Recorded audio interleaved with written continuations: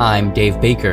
And I'm Andrew Price. Welcome to Deep Cuts, the podcast where we pick a topic and walk you through the ins, outs, and nitty-gritty, so you can appear like an interesting and idiosyncratic person at your next forced social function. Today's topic is... Richard McCaslin. Who is Richard McCaslin? Well, Richard McCaslin was a former Marine, stuntman, and real-life superhero. He also happened to be an outsider artist, overlooked in his own time, underappreciated for his skills, craft, and dedication to an artistic vision. Perhaps this is because Richard McCaslin was also a domestic terrorist.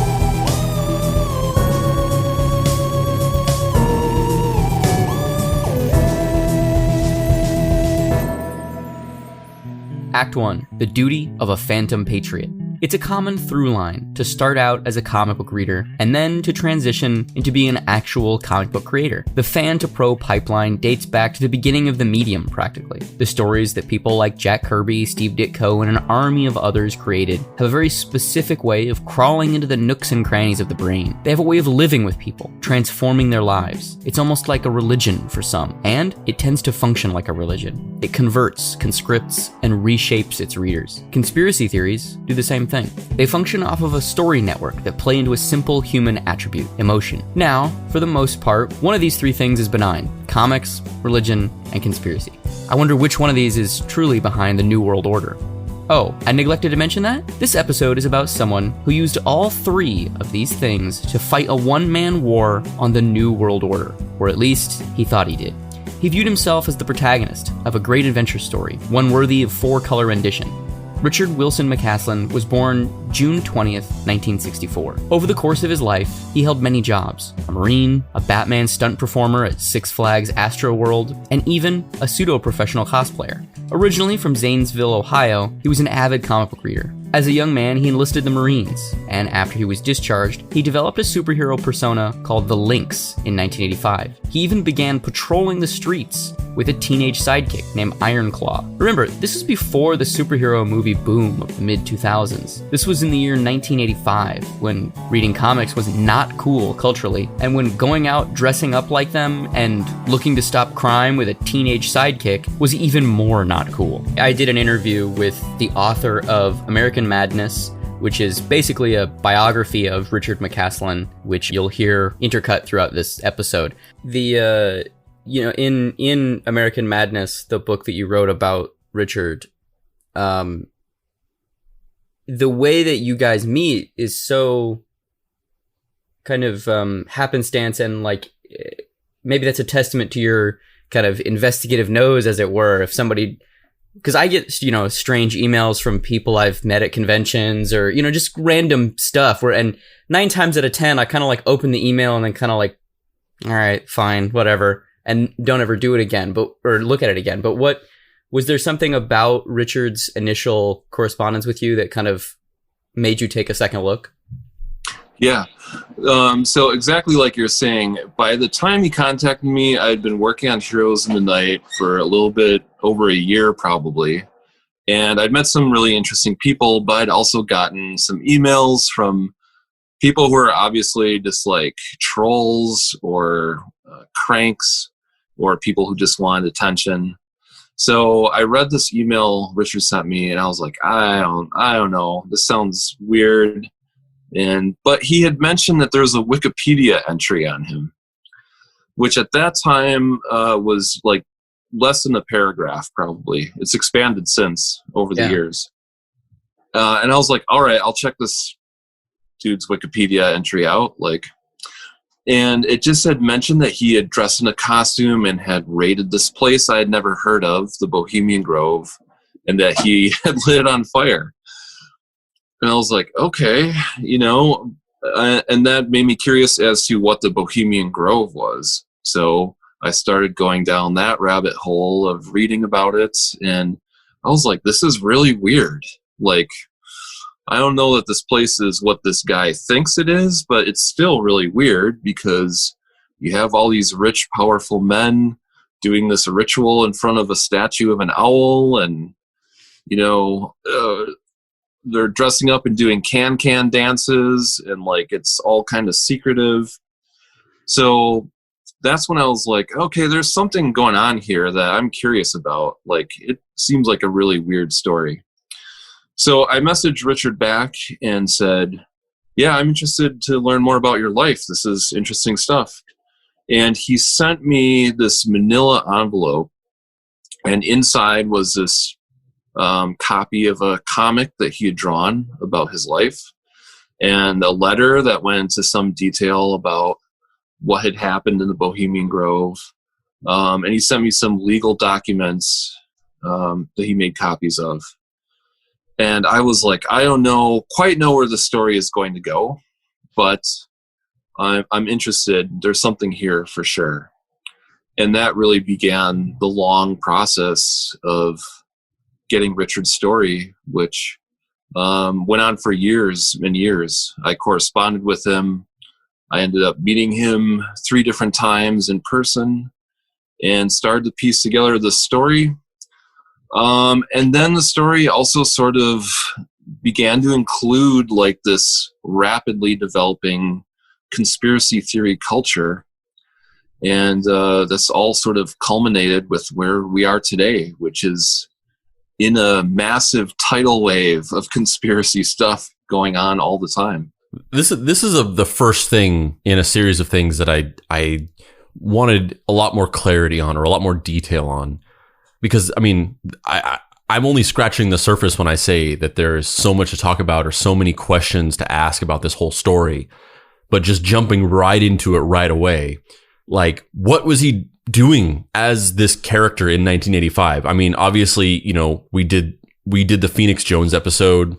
It was like episode 14 or 15. I forget what it was, but we did a whole episode on Phoenix Jones, who's a real life superhero who he patrolled the streets of Seattle in the, like, what was it was like the 2010s to like 2015 ish, or maybe 2013. And he like legitimately fought crime. Like he would like stop drug dealers and get into fights and get cops to come out and arrest people and things. And this costumed vigilante or costumed superhero movement kind of started around that time. Like, he was kind of in the zeitgeist of this thing that was happening, where him and a couple other people were like the first not the literal first people, but the first people who were getting noticed for it. And people were being like, there's real superhero people going out and like fighting crime. So what was he doing back in 1985? But that's one of the things that I talked to T. Crulis about, of like, what the fuck were they doing? What happened? And in his book, T. Crulis interviewed the guy that was McCaslin's teenage sidekick. And the story is basically, Richard McCaslin, as you would expect, was a really lonely guy and didn't have very many friends. And basically over his life, kind of only had like 4 good friendships, which unfortunately is really sad. Like, when you think about somebody who doesn't have human connection and who can be they can kind of become unmoored from society and maybe get swept up in these ideas of heroism and, you know, conspiracy theories that say the enemies are at the gates. It makes sense when you think about this person who just had a really hard time connecting with people. And one of the people, his high school best friend who died prematurely, who died as a young man, that guy's brother was Iron Claw. And that guy was like he was like a, what are they called? Iron worker? Blacksmith. He was a blacksmith. And he literally made giant like Wolverine claws, like homemade Wolverine claws for himself. And like, this is unfucking real. In 1985. No, I know. In 1985. Everything about this that you're saying is unreal. This sounds like Phoenix Jones came up with his origin story, which was clearly made up, that he was inspired to become a superhero when somebody broke into his car and there was glass shattered all over the floor, and he had his son with him, and his son got cut by the glass, and then he found the burglar's left behind ski mask. Like, he clearly created that story as his official origin story. He couldn't even hold a candle to this. Yeah. I knew there was a good story there, and I knew that it wasn't going to be told in Heroes in the Night. I do mention Richard in Heroes in the Night. I wrote about a page about him, but his story was, there's so much I was learning about him all the time that I was like, there's more and more to the story, and I can't really talk about in Heroes in the Night. And he also doesn't really fit in with the rest of that book.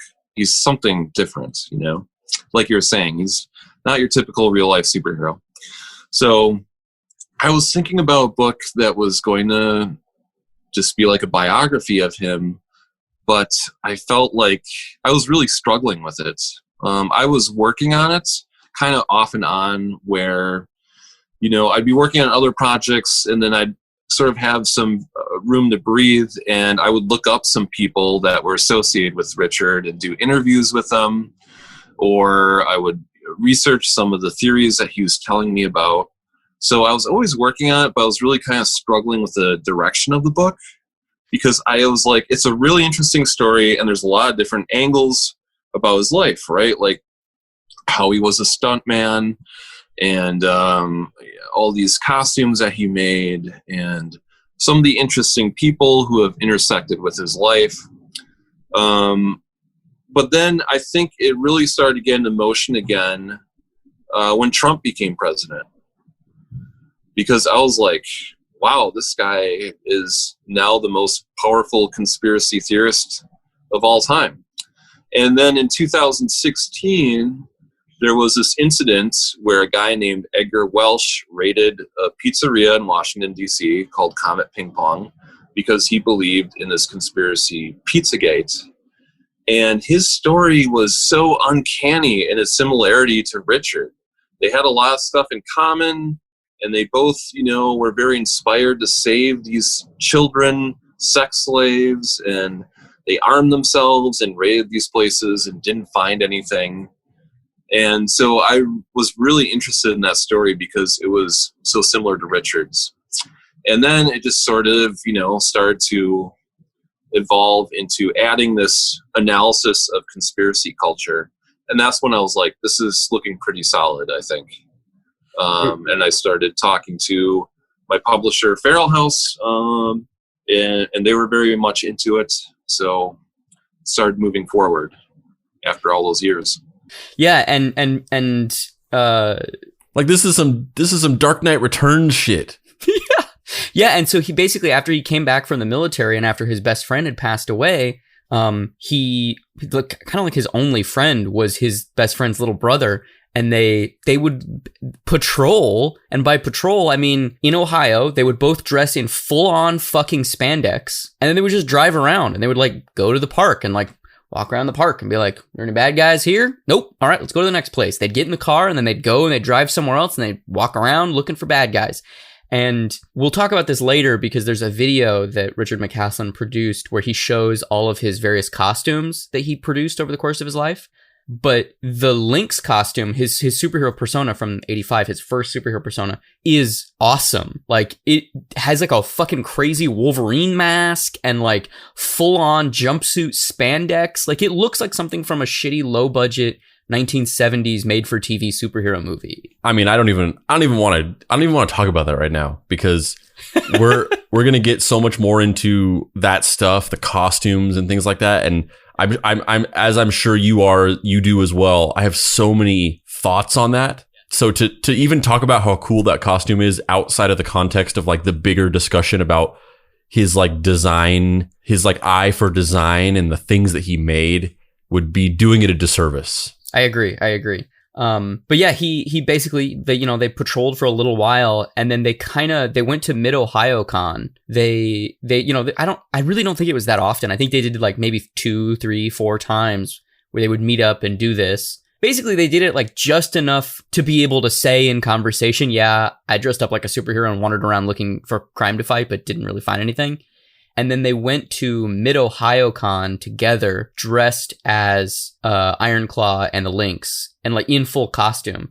And in the book, American Madness, he tells a story about where he and Richard wanted to show up in costume, but it was like snowing or something. And so they had to like change really quick outside because they didn't want anybody to see them like go into a bathroom and then come out with a duffel bag. So they like changed outside by a car so they could put all their street clothes in a car or something along those lines. I read the book in like a day, so I some of the details are a little squishy.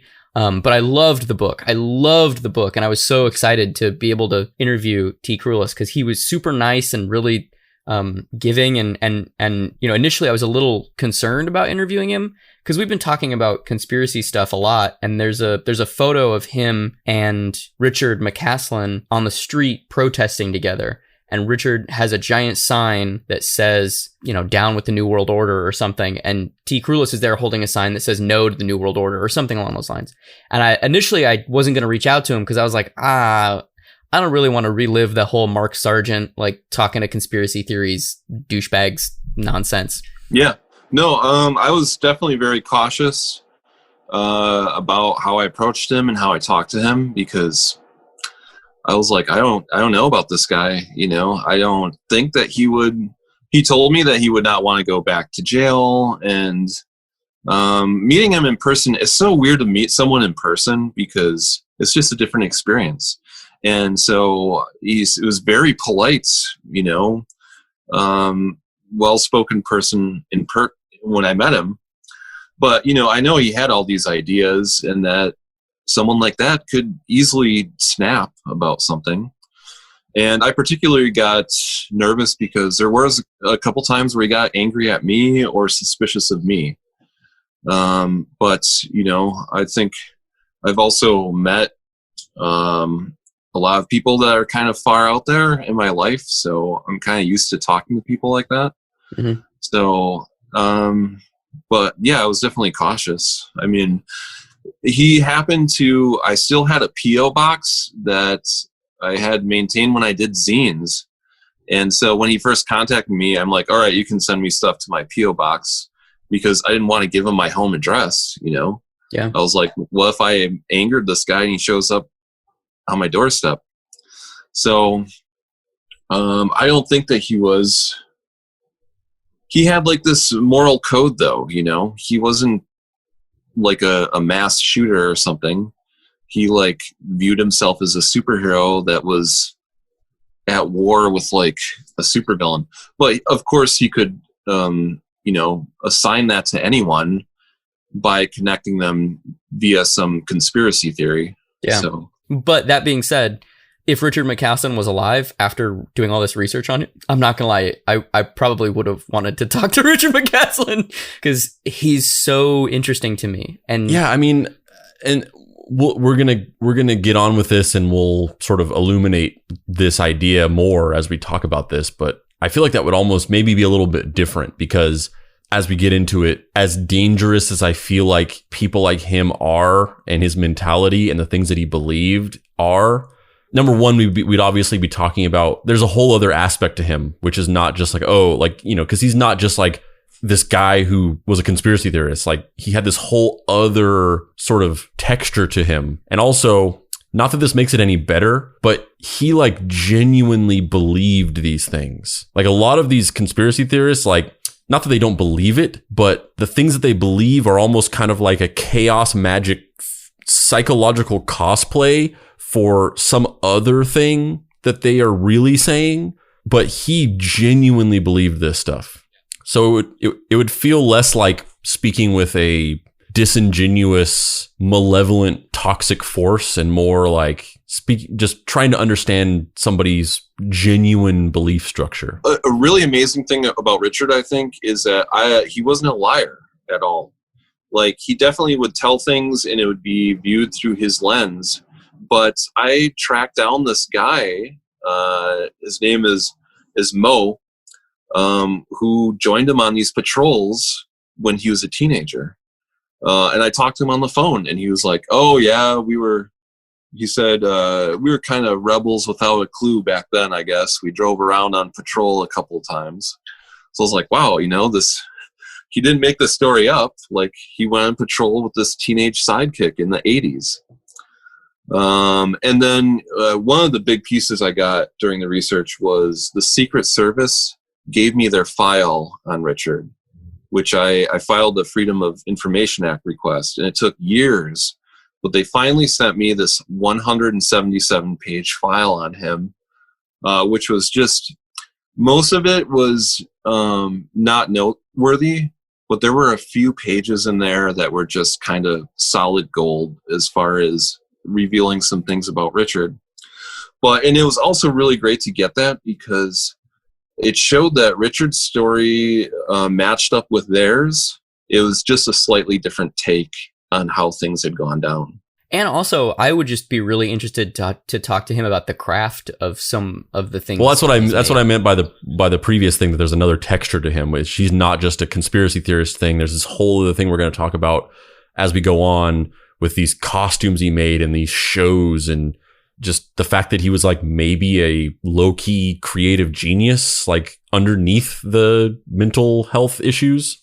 Over the decades, McCaslin would develop more personas. He would move around a lot. He was a loner. People found him weird, disturbed, and even deranged. He was a devoutly religious man, though. At one point in time, he lived in Austin, Texas, and Carson City, and Las Vegas, eventually moving to California. But being obsessed with superheroes wasn't the only thing that McCaslin did that was unusual. He had a deeply obsessive nature, one that was fueled with righteous rage. In 2001, one of his obsessions went too far. He began stalking country music star Cheryl Wright. Before we move on, so in the book, it's detailed what happened with Cheryl Wright and what Richard did. So at a certain point in time, Richard's parents both pass away, which he has a really bad relationship with both of them. He's close with his mom, but his dad was very mean to him. Oh really? This guy was psychologically abused as a child? Never would have guessed, right? And also he doesn't at all have a deeply rooted mistrust of authority that's clearly tied to having his trust in authority figures completely destroyed in his childhood. Yeah. But so basically at a certain point, both of his parents die and he inherits about $500,600,000, somewhere in there. And, he ends up becoming obsessed with this country singer, Cheryl Wright, and he goes to a charity event that she's throwing and he pays like $14,000 for a date with her. And, in like one of those like bidding for charity type things where you go and have dinner for an evening with a celebrity or whatever. That's why you don't bid yourself. That's why you don't auction yourself off, because the person that's going to win is by definition going to be the craziest motherfucker in the room. It's just a law. It's just going to happen. The person who's going to pay the most amount of money is going to be the craziest guy. And so he went on a date with her and basically fell in love with her, where he kind of read into all of these signals that she was giving him, where she would laugh at a joke politely and he would think it means like, oh, she's really into me. Or, they got out of the limo at fucking Olive Garden or wherever they went to dinner, and he like offered his arm and she like politely took it and they walked into it together. That's not something that's like sexually provocative, but for him, it really was, because unfortunately, Richard McCaslin only had one romantic partner in his life, and that partner, he probably didn't have intercourse with that partner.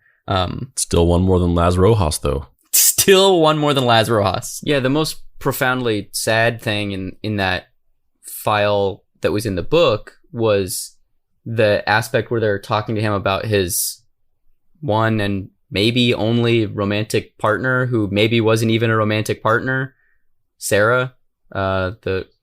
It breaks my heart, man. It breaks my heart. I feel for this person, because it just feels like they just couldn't, whatever the necessities of the universe are to allow yourself to be seen by another human, truly, he just could not figure it out. And that's hard to do for anybody. I'm not saying it's easy, but for him, it just was a fucking impossibility. And it'd be different if he was somebody who was like, oh, I'm just celibate, or, I'm asexual. I don't want romantic involvement or sexual involvement or whatever. But for him, it seems like if he had been able to connect with even one person in a meaningful way like that, it might have really saved him. Yeah. Yeah, something I think, I thought about this a lot too. I think, his parents never gave him a talk about the birds and the bees, right? They didn't give him any good advice on like how to be in a relationship. They themselves were not a good role model for that. And so a lot of his idea of what a relationship should be like, I think, came from comic books, where, like, you know, a superhero is punching a bad guy and then swinging down to save a damsel in distress type of thing. So I think that was probably pretty confusing for him, because real life isn't like a comic book. But yeah, that was, I think, his only relationship that he had was this. He was stationed in Fort Lauderdale in Florida, and he met Sarah and through church, and they started dating. But there's a couple things that struck out as being very painful about this. One, he seemed to admit that his parents were kind of racist because she was Filipino, and that they didn't like the fact that she wasn't white. And number two, he says in that file that he thought that she didn't love him. So he thought he should just break up with her, and that it was his choice to do it. So, do you believe that, though, or do you think that that's him in hindsight, you know, kind of retconning it and being like, oh no, it was my decision the whole time? Yeah. No, that totally could be. Like I say, I don't think he ever lied about stuff, but you're right. Sometimes I think maybe he saw things through a strange filter, so that might be how he saw it, or he might have retconned it. But it's fascinating to me to see. I think a lot of comics people are lonely. I think a lot of people who are introverts tend to be drawn to the medium of comics and superheroes. One, because they're power fantasies, and two, because as an artistic medium, it's something that doesn't require a social skill to be able to engage with, and it's something that you can consume at your own pace. You know, you, the reader, are in control of it, which I think is a very powerful mechanism. And I think for some people, in a similar way to how movies can kind of subsume you and pull you away to this other world, I think comics can have a similar effect in the reverse, though, where you, the individual, get involved in the almost photosynthesis of words and pictures in your own head, and that creates a real extreme allegiance to the medium emotionally and to the characters emotionally. And it makes sense to me that somebody like Richard McCaslin, who struggled with making human connections and struggled with finding a place where he belonged, found acceptance in comics for whatever that is, you know, going to a shop every Wednesday, picking up books, and also found an artistic medium that he really connected with on a deep level because of the solace that it had provided him. I was interested in knowing where this Cheryl Wright thing goes. You know, this is one of those things that I feel like just marks these types of people, like conspiracy theorists and people who buy into these types of conspiracies, where they seem to be very unself-aware of the hypocrisies or the ways in which their lifestyle conflicts with the things that they are demonizing. Because, you know, you see somebody who's obsessed with this idea of, like, there's people like abusing people, and there's a secret society of people who are like doing human sacrifices and all these things, and they're keeping slaves and hurting people and all these things, and yet doesn't realize how similar, you know, the idea of like stalking and harassing somebody, you know, not that that's like tantamount to keeping somebody as a slave or whatever these made up fantasies are, but, you know, considering the fact that those things aren't real and didn't actually happen, and he's in real life actually stalking and harassing somebody, just seems like, you know, somebody who was more self-aware could realize, like, oh, like, maybe I'm the problem. Yeah. So basically this Cheryl Wright stuff plays out like this. They go on this date for this charity thing. They hit it off, or what he thinks is as they hit it off. She has a performance the next night in, I don't remember where, but a town that's either the town they're in or a nearby town. And at the end of their date, it gets brought up, and he gives her a present. And after he gives her the present, which is a kind of like a wooden board that he's created that has like a love poem for her written on it from him. And she asks, should I open it right now? And he says, no, open it later, because he's a little self-conscious because there's a couple other people there, like chaperoning the event, so that this country singer doesn't get fucking kidnapped. And like, add a third person, add a third bodyguard for this guy. Yeah, exactly. So this the second highest bidder bid $1,000 and he bid $14,000. Let's get a fifth. Yeah. So he gives her this present. She asks, should I open it now? He says, no, open it later. Somehow in the conversation, it comes up she's going to be performing the next night. And she kind of invites him out of politeness is kind of how I'm reading it. He interprets it as, she really likes me. I'm going to go to this behind the scenes concert, get these backstage passes, and it's going to be like amazing.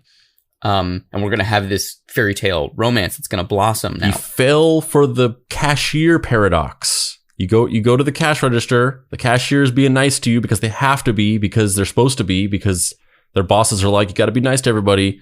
And then you read into it too far. You think it's more than it is. And in reality, it's totally one-sided. Yeah. So he, the date ends and he kind of feels like, oh, I should have tried to kiss her. Goes home. Next night, he ends up going to the concert and he can't find the people he's supposed to talk to in order to get the backstage passes. And so but he still goes to the concert and he has like a front row seat.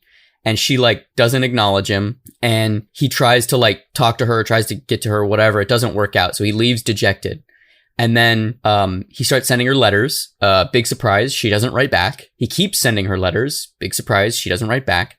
He starts following her tour, and he goes to another concert months later in a different state, and he writes her a big, Cheryl, I've always loved you. You've always loved me. We're meant to be together. Blah, blah, blah, blah, blah, blah, blah, blah, letter, and puts his marine dog tags in it.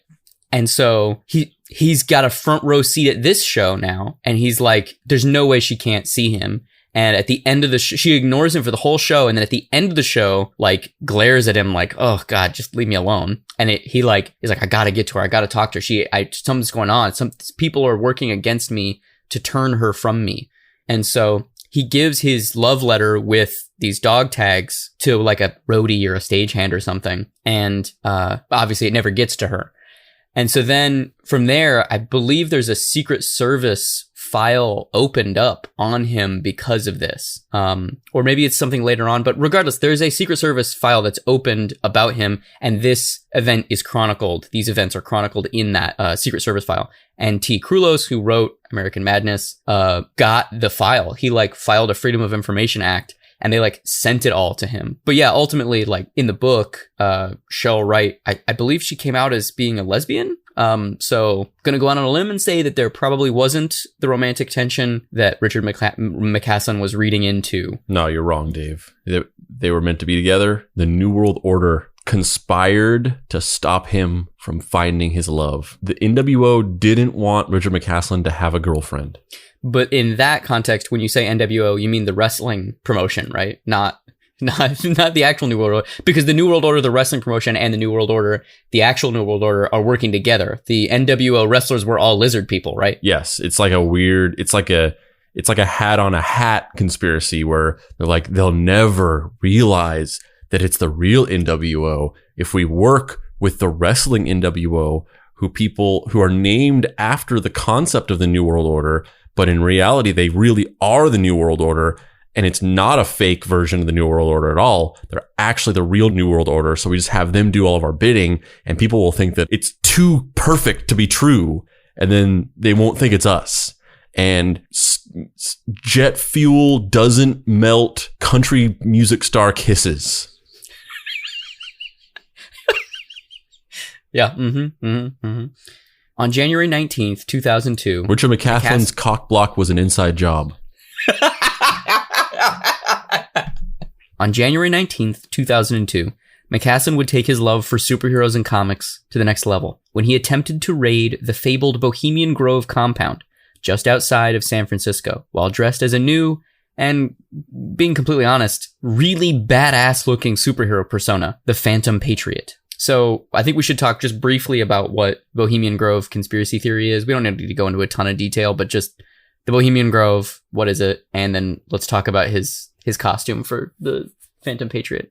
The Bohemian Grove conspiracy theory is that there's this place in San Francisco called the Bohemian Grove, which most world leaders or powerful men in United States history have been tied to in one way or another.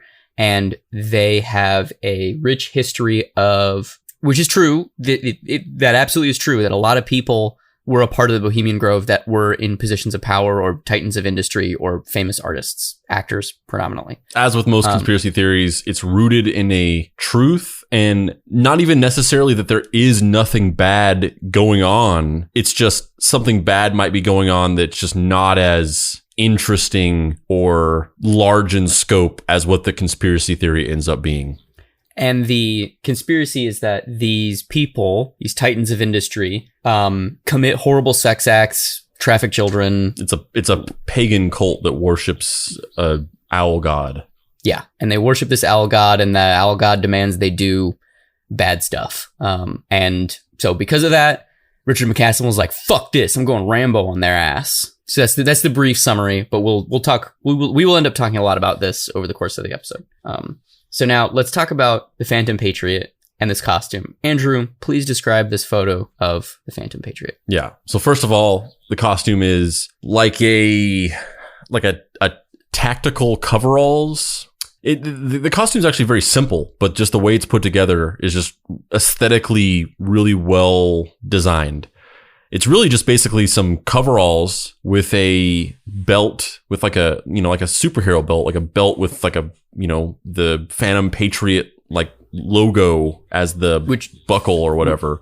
Which is two P's that are back to back that are red, white, and blue that form a skull. So the design of the back to back P's form the circumference of a kind of Punisher looking skull, where the eyes are the holes for the P that are both stars that are like the stars from the American flag. The skull itself is blue, and then there's a white stroke around the whole PP. There's a stroke around the PP. Yeah, which is honestly a pretty cool logo, if I'm being honest. It looks fucking awesome. And then I want to stroke on my PP because of that. Like that's. Yeah. I'm surprised you didn't laugh at my first stroke on the PP. I mean, that was the obvious joke, but then that was the funny turn. It's like I said, we're gonna get into this later, but like, so Phoenix Jones, like his costume. But you didn't tell what is his what's okay, on his face? Yeah. I'll describe it, and then I wanted to say something about that, but yeah. So it's like a tactical coveralls, this belt with the Phantom Patriot logo as the belt buckle, and then like two strips on the breast of it, which are they say Phantom Patriot, and they're kind of like they're almost kind of like the bars from like a military costume, a military outfit, or they also the stars and bars or whatever. Yeah, they also kind of look like name tags on a jumpsuit for an auto body shop, where they have embroidered name tags that sit above the lapels on the breast of the jumpsuit. Yeah, and then he's got a patch on the side of his arm that I think is the Phantom Patriot. He's got two, so he's got one on each shoulder, and one is a donkey with a circle and a cross through it, and the other is whatever the fucking Republican animal is. I don't even remember. Is it a pig? Elephant. It's an elephant. It's an elephant with the like circle and a line through it. And then what's on his face? So he's got like combat boots, gloves, and he's got an American flag bandana, and then a skull mask, like just a straight up like Halloween store skull mask. Which is literally what it is. He literally said he went to a Halloween store and bought it and was just like, that's the mask, I'll use that. So yeah, I mean, like I said, the costume is like, actually, and all of his costumes are, when you look at them, it's very simple. It's like, he just made it out of like household items or whatever, but there's just something about it. It's just very well put together, and it just looks really cool. And he clearly has this eye for aesthetics and design and like character design, basically. And to compare that to like Phoenix Jones, who, Phoenix Jones arguably was, number one, he wasn't a fucking maniac conspiracy theorist, like crazy person.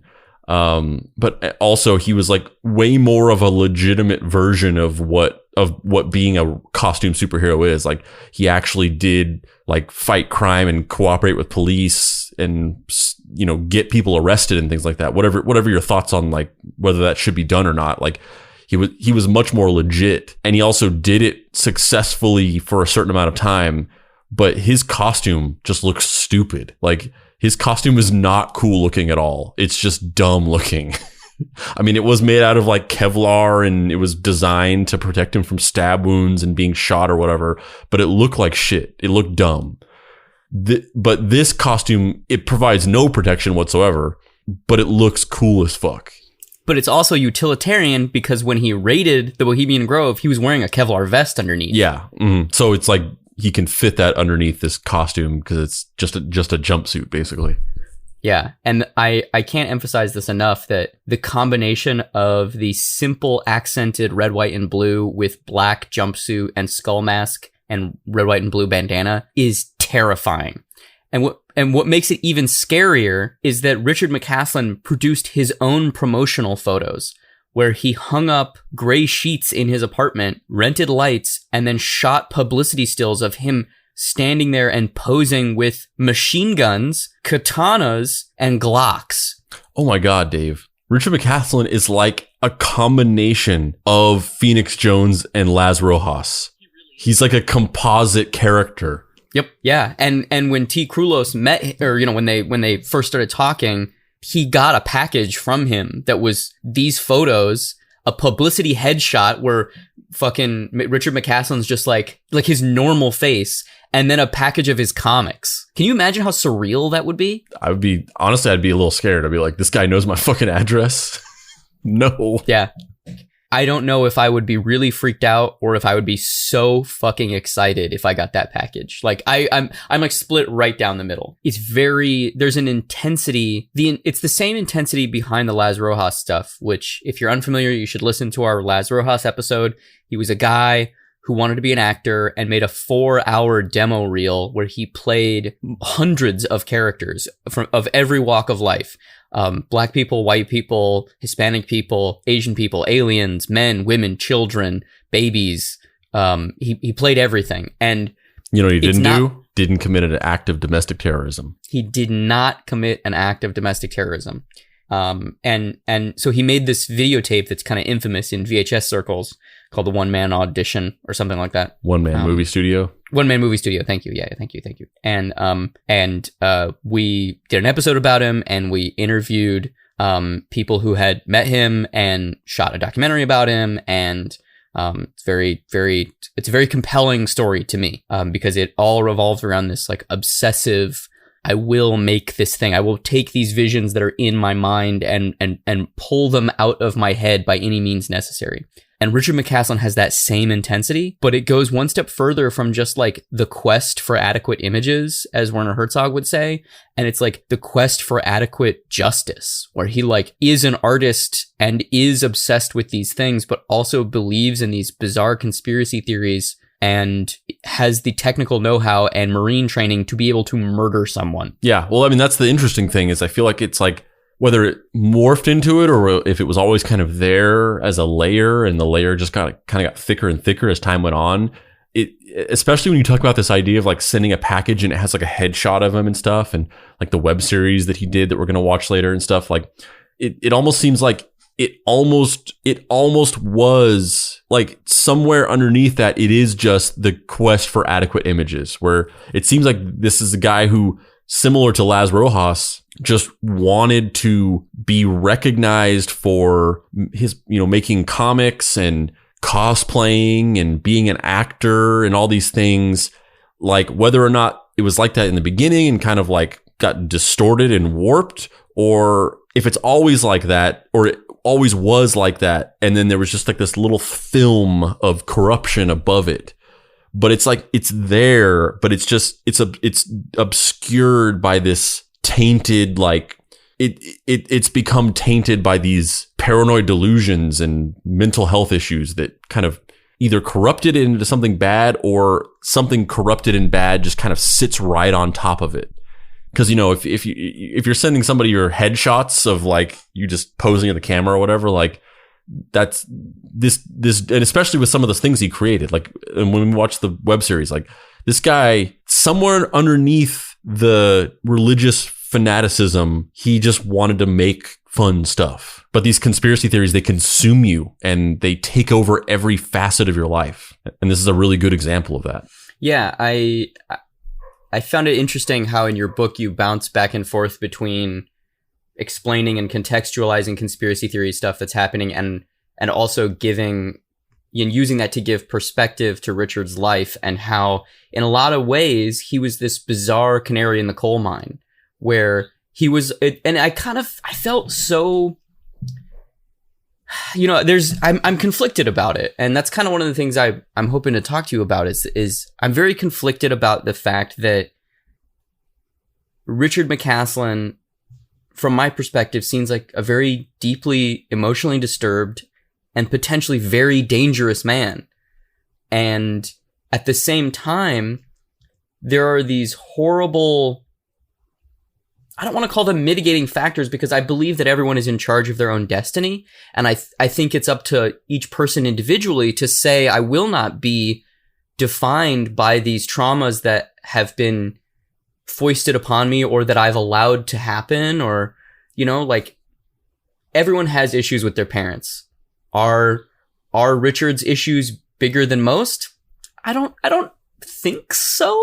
Like, it didn't seem like he was like abused or, you know, there was any real violence in the home. It was just kind of like they were like really uptight Christians, which, can that fuck you up? Yes. But at the same time, like, where's the line between self-determination and giving in to your surroundings? And maybe I think there's just something so profoundly sad that it really seems like, you know, from the stuff that I've read and your book and obviously your perspective on it, he literally had like you and one other, maybe two other friends that even remotely gave a shit about him. And that's, I don't know, that's such a fascinating fulcrum and so deeply sad. It is sad. He had a lot of trouble maintaining friendships. There's very few people that he was able to maintain a friendship with for more than a short period of time, because he just was very naturally sort of paranoid and suspicious of people. And he had this sort of standard where, like, he expected you to be like a superhero. And if you weren't up to that standard, then he kind of looked down on you.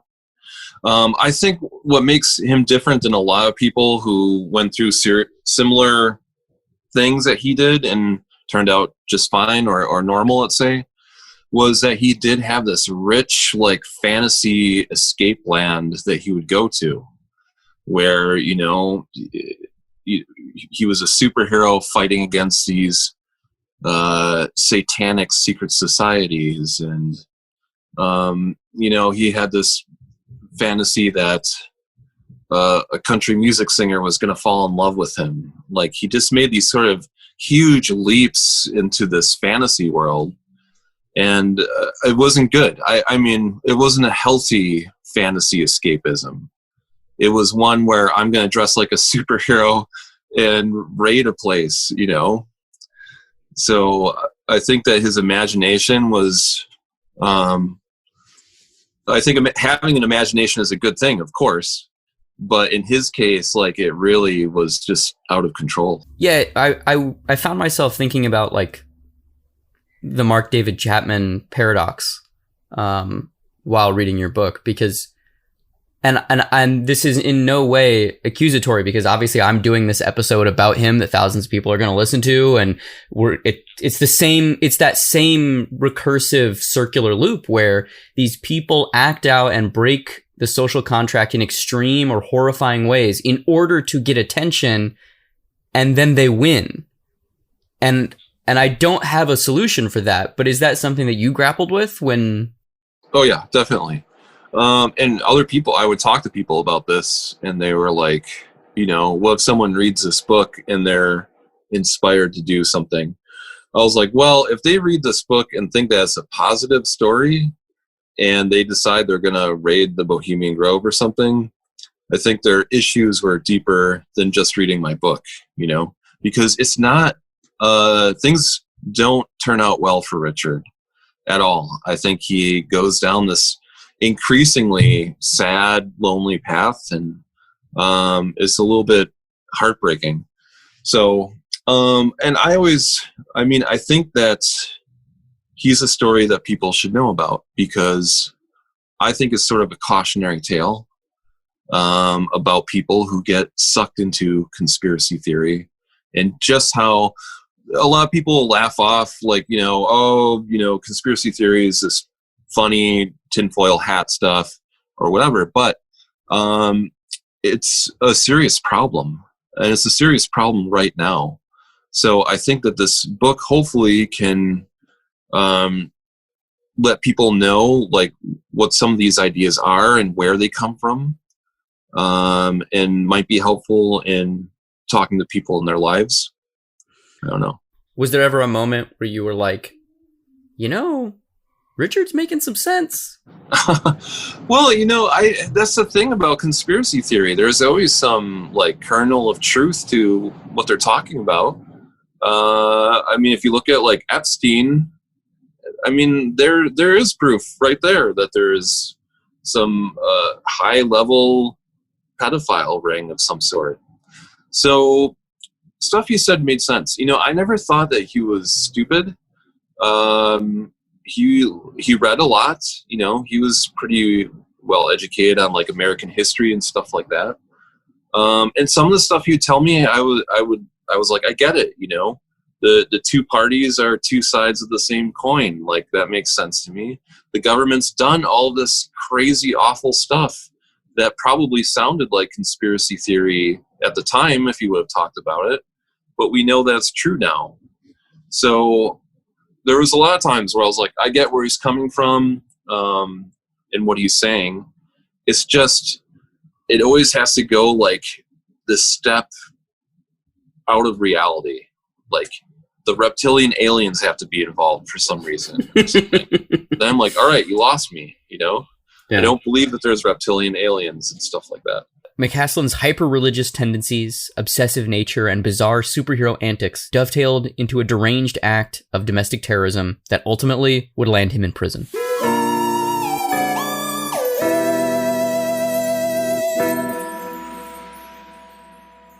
Thanks for listening to this episode. You should definitely go like the Facebook page for the Deep Cuts Pod, because we do lots of cool video content on there that you'll be sure to like. Also, please join our Facebook group. That's Deep Cuts Podcast on Facebook and the Deep Cuts Podcast Facebook group. Also follow us on Instagram at Deep Cuts Pod.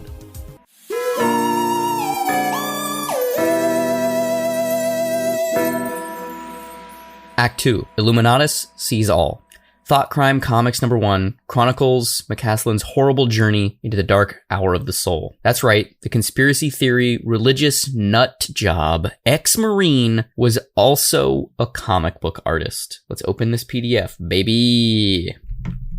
So this comic has been printed a few times. The version that we're going to read is Thought Crime Comics #1. It's also been penned under the title Phantom Patriot Comics and Prison Pen Comics. He released it a couple different ways. And most recently, my new best friend T. Krulos sent me this, which is a Phantom Patriot reprint zine that his publisher has produced to promote the release of Richard's biography / book about the history of conspiracy theories called American Madness. So, Andrew, please read for us, and I'm sure we'll diverge and have lots of stupid asides, but please read for us Thought Crime Comics #1. All right. Well, first of all, when we're sitting here, you've heard us talk about this guy. You've heard us set up this story about an obsessive, lonely, isolated, angry, mentally unwell man. So when we say, that he made comics, you might in your head just be picturing something really crude, really rudimentary, some crazy conspiracy theorist person just scribbling things. But maybe somehow we can provide a link to this or whatever to be able to, at least some images for people to be able to see, if we can figure out a way to put something in the show notes for this, because I really think that you should definitely check this out. But if you don't, and just to describe it, the artwork of this is genuinely really cool, and it's basically like, how would you describe it? I describe it as like, number one, it looks like indie comics from like the 70s or 80s, just like that sort of almost like R. Crumb style a little bit. But I also when I look at this, I just get the vibes of like it's like a high schooler's like comic that he like drew on lined notebook paper, but like way better. Yeah, I would phrase it as like a cross between, what if Steve Ditko hated both, like what if he was like really political in a completely different way than he was really political, and also what if he never picked up a pen until he was like 25. It's like somebody that's obviously got a vision and skill, but they just didn't start early enough, so they're kind of like, the drawings are sound, the anatomy is sound, but everything's just like 10 to 15% off. Like it's just like, it's almost great by a traditional standard, but it's not. So that kind of, for me, makes it even better. It's like, it's a deranged person's comic. Like whoever made this is very unwell. And I made this observation before, so I'll just quickly set this up that at least this comic, I don't know about any of his other comics, but it doesn't really read like a comic. I mean, as you're going to see, it more reads like a radio play, which is why it's going to actually play very well to just read it, because it really just reads like somebody describing things happening. Imagine that it's like a full color comic. So that's why I said it. Like it looks like a really artistic high schooler's comic that he drew in class, but like crank that concept up to like a way better quality. So Thought Crime Comics #1.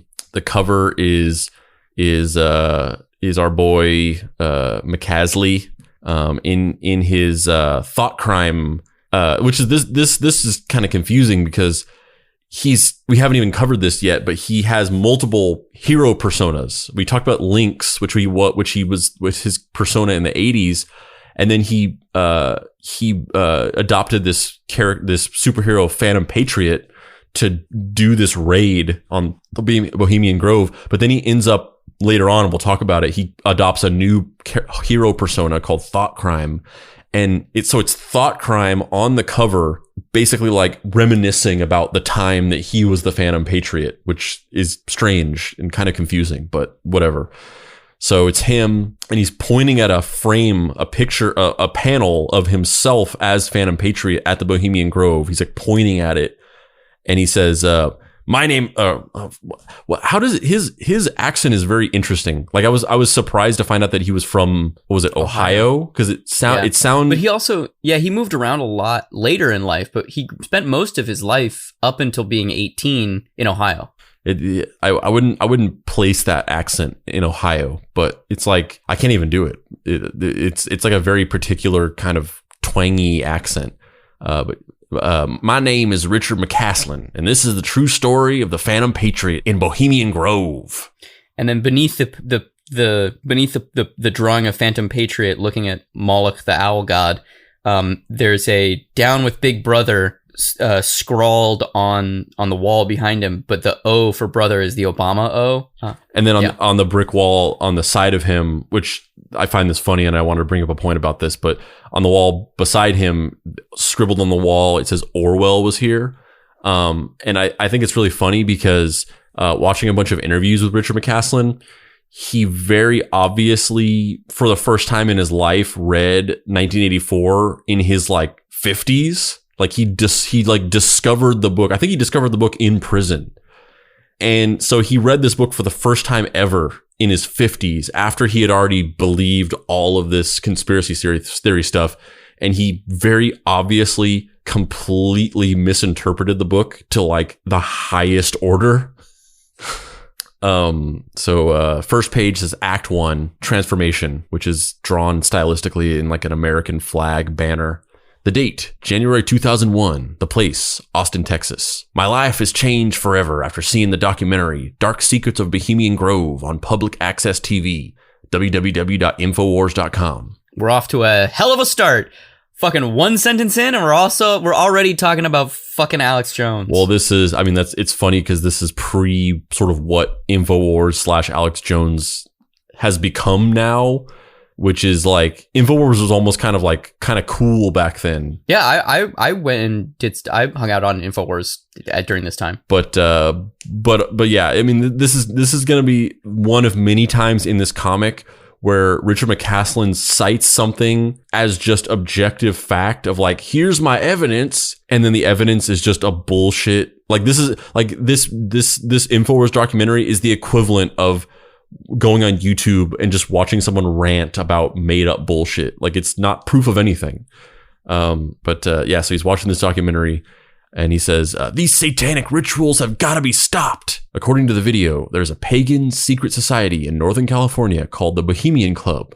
It was originally founded in the early 1870s by San Francisco newspapermen to exchange new ideas and to promote the arts. And then there's a picture of the insignia of the Bohemian Club, I'm assuming. It's a picture of Moloch, the owl, and it says, weaving spiders come not here. I mean, when you come up with slogans like that, you're just kind of asking for people to think you're like a evil New World Order cult.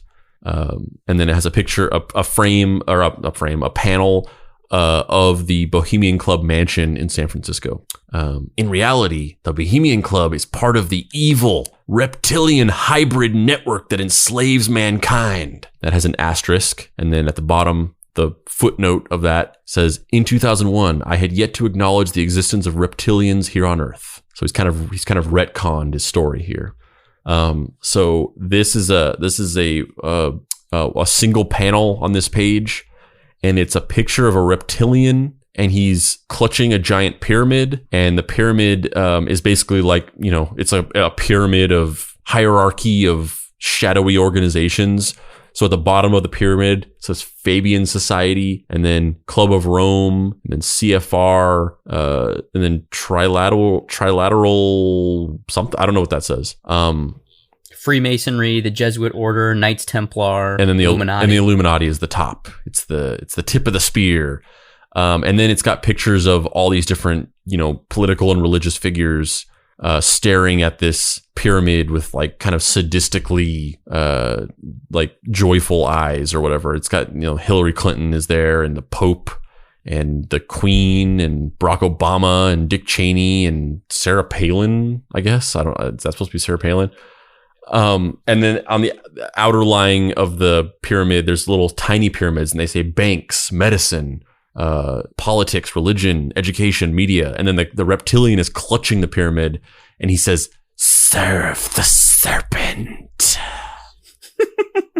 And I just want to talk about 1 second. Like, you were talking about the kind of like the fact that it is a comic, but it's not traditional comics language.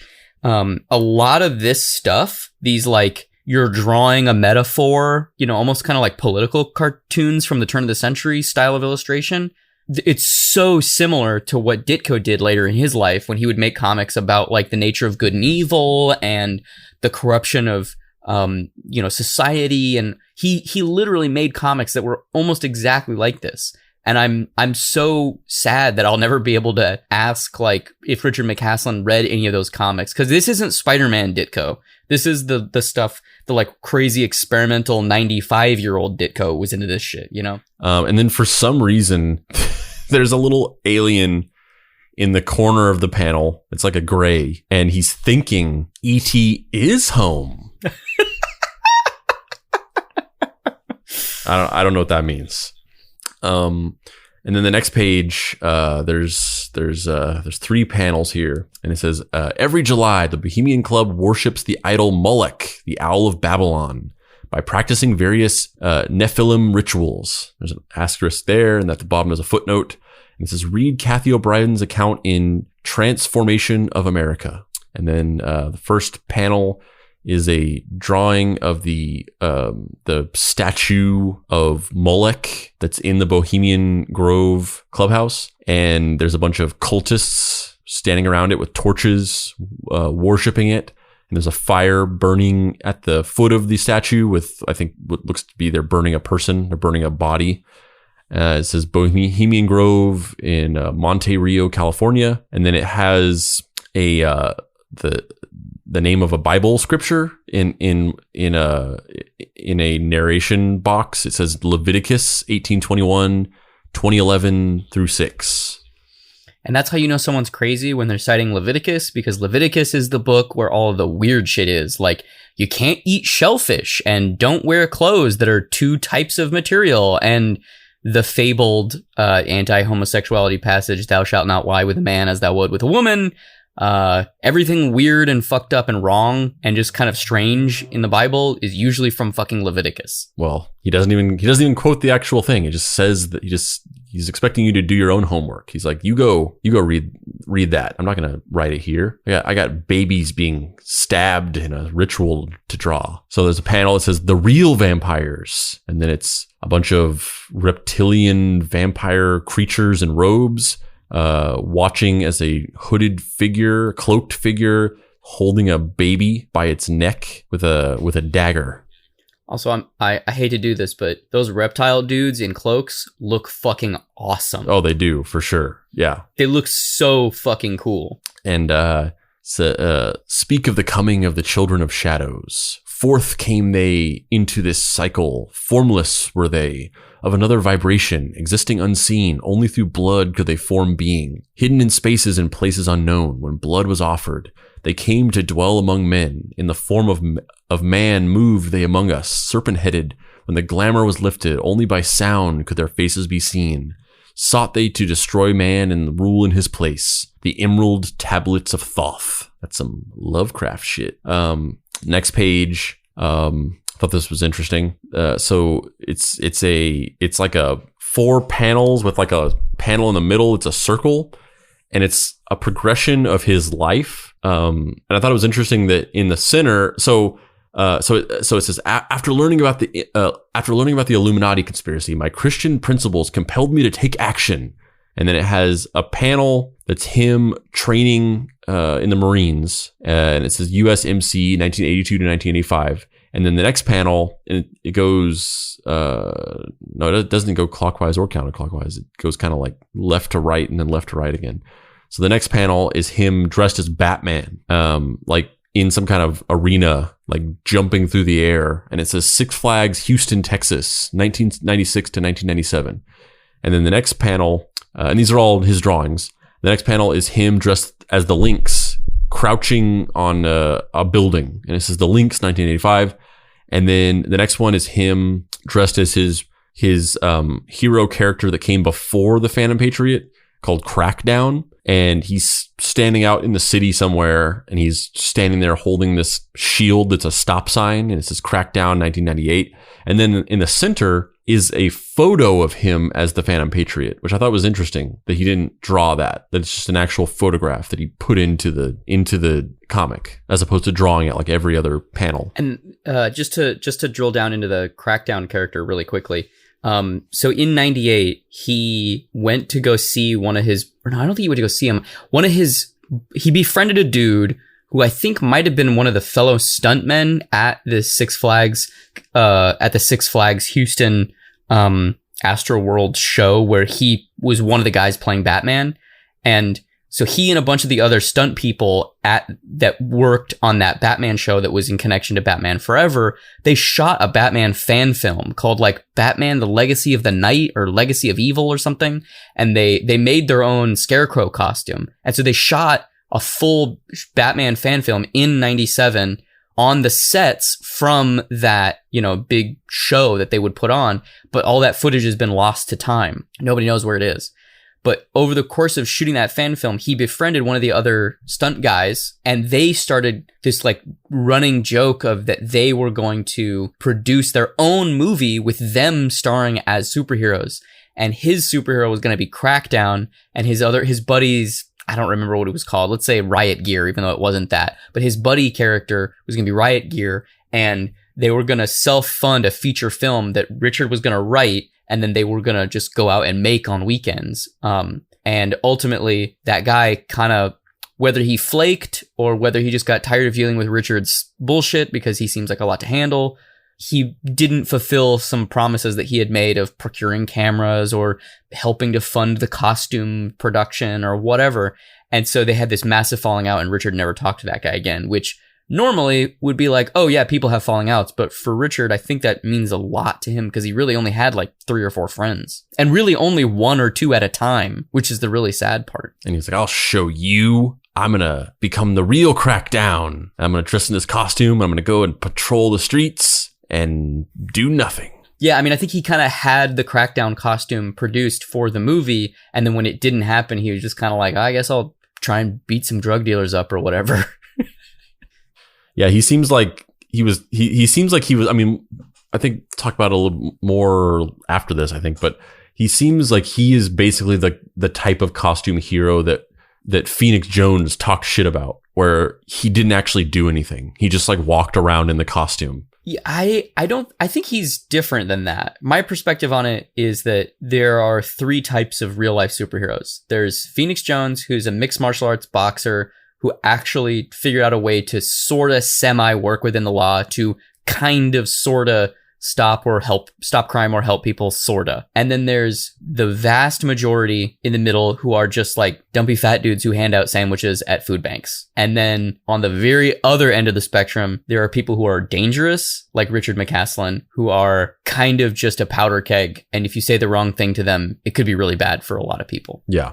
Well, obviously he went on to do something way worse, but I just mean prior to that. Like it seemed like he just kind of walked around being that powder keg, I guess, but not actually doing anything. Prior to making a one-man Rambo assault on a building with theoretically tons of important and or affluent people on it that he could have very well gone out in a blaze of glory thinking he was killing these Satanists in. That's why I've tightened the security on my country club. So, Dave, you can rest assured that when we're next out playing squash, we don't have to worry about this. So it says, my experience as a Marine, a stuntman, and an occasional RLSH would serve me well as the Phantom Patriot. The next page, 3 panels, says, I began my campaign by making several symbolic appearances across the country. At the Boston Tea Party ship. It's a drawing of the Boston Tea Party ship. The Minuteman statue in Concord. It's a drawing of that. The White House in Washington, D.C. And I really hope that this is really what he did, because this image is very funny to me. He's just standing outside of the White House. It's a drawing of the Phantom Patriot standing outside of the White House, carrying a Phantom Patriot pamphlet, I guess, pointing in at the White House and going, liar!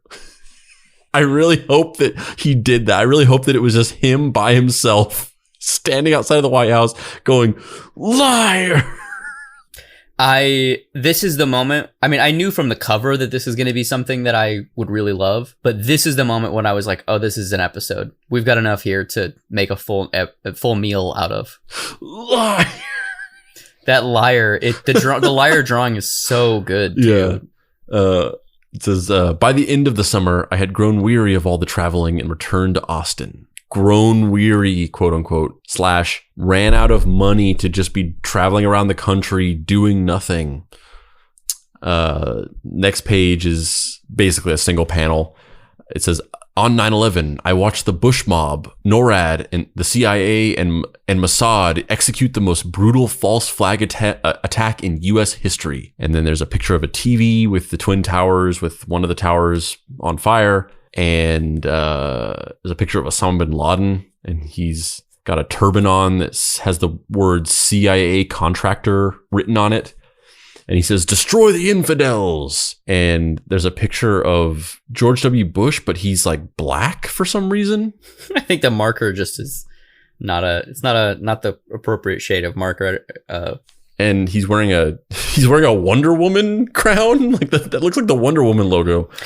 Yeah, he's wearing a crown that has a W on it that looks very similar to the Wonder Woman logo. Yeah. And he says, Our enemies never stop thinking about the new ways to harm our country and our people, and neither do we. And And then it says, when the tyrant has disposed of foreign enemies by conquest or treaty, and there is nothing to fear from them, then he is always stirring up some war or other, in order that the people may require a leader. Quote from Plato. And it says, USAID has spent $51 million on textbooks promoting jihad. And it's the layout of that is just really interesting. How like the quote, it's like the quote is there from Plato, but then like that little text is like kind of smushed into the quote, where it just looks like it's part of the quote. It's strange. The next page, so it says, with my moral outrage now intensified, I created a new series of pamphlets. And then it's just a bunch of pictures of covers from his zines. So it's like a 4-panel layout where each panel is like Phantom Patriot, number 1. If your eye causes you to stumble, from Matthew 18:9. And then Phantom Patriot, number 2. And it's him standing against a American flag with the red stripes running like blood. And then there's a question mark where the stars should be. And I can't really read what that says. Something CIA, Osama Bush CIA. And then he's got a katana and a Glock. And then Phantom Patriot number 3. And he's fighting UN stormtroopers. And he's screaming, I know an invasion when I see it. And then Phantom Patriot number 4, and it's a TV with Uncle Sam. And it's, if you didn't know it was Uncle Sam, it's got a little bubble that says Uncle Sam with an arrow pointed to him. War is peace, ignorance is strength, freedom is slavery. And then all those have the asterisks, and at the bottom it says George Orwell from 1984. Over the next 4 months, I secretly distributed hundreds of these in Austin. And then the next page says, meanwhile, the quote-unquote Patriot Act was passed and the Orwellian brainwashing of the American people kicked into high gear. And there's a panel with a picture of Uncle Sam, and he says, there's your enemy, while he's burning a copy of the Bill of Rights, and he's pointing at Saddam Hussein, who's holding up a Halliburton contract, and he says, but we had a deal. And then the next one is a drawing of Benjamin Franklin against a colonial era American flag with the criminally misinterpreted quote, especially in recent times with the COVID-19 stuff. They that can give up essential liberty to obtain a little temporary safety deserve neither liberty nor safety, said a person who had no conception of the modern world and could not have foreseen a global pandemic or any of the technologies or political intricacies that exist now.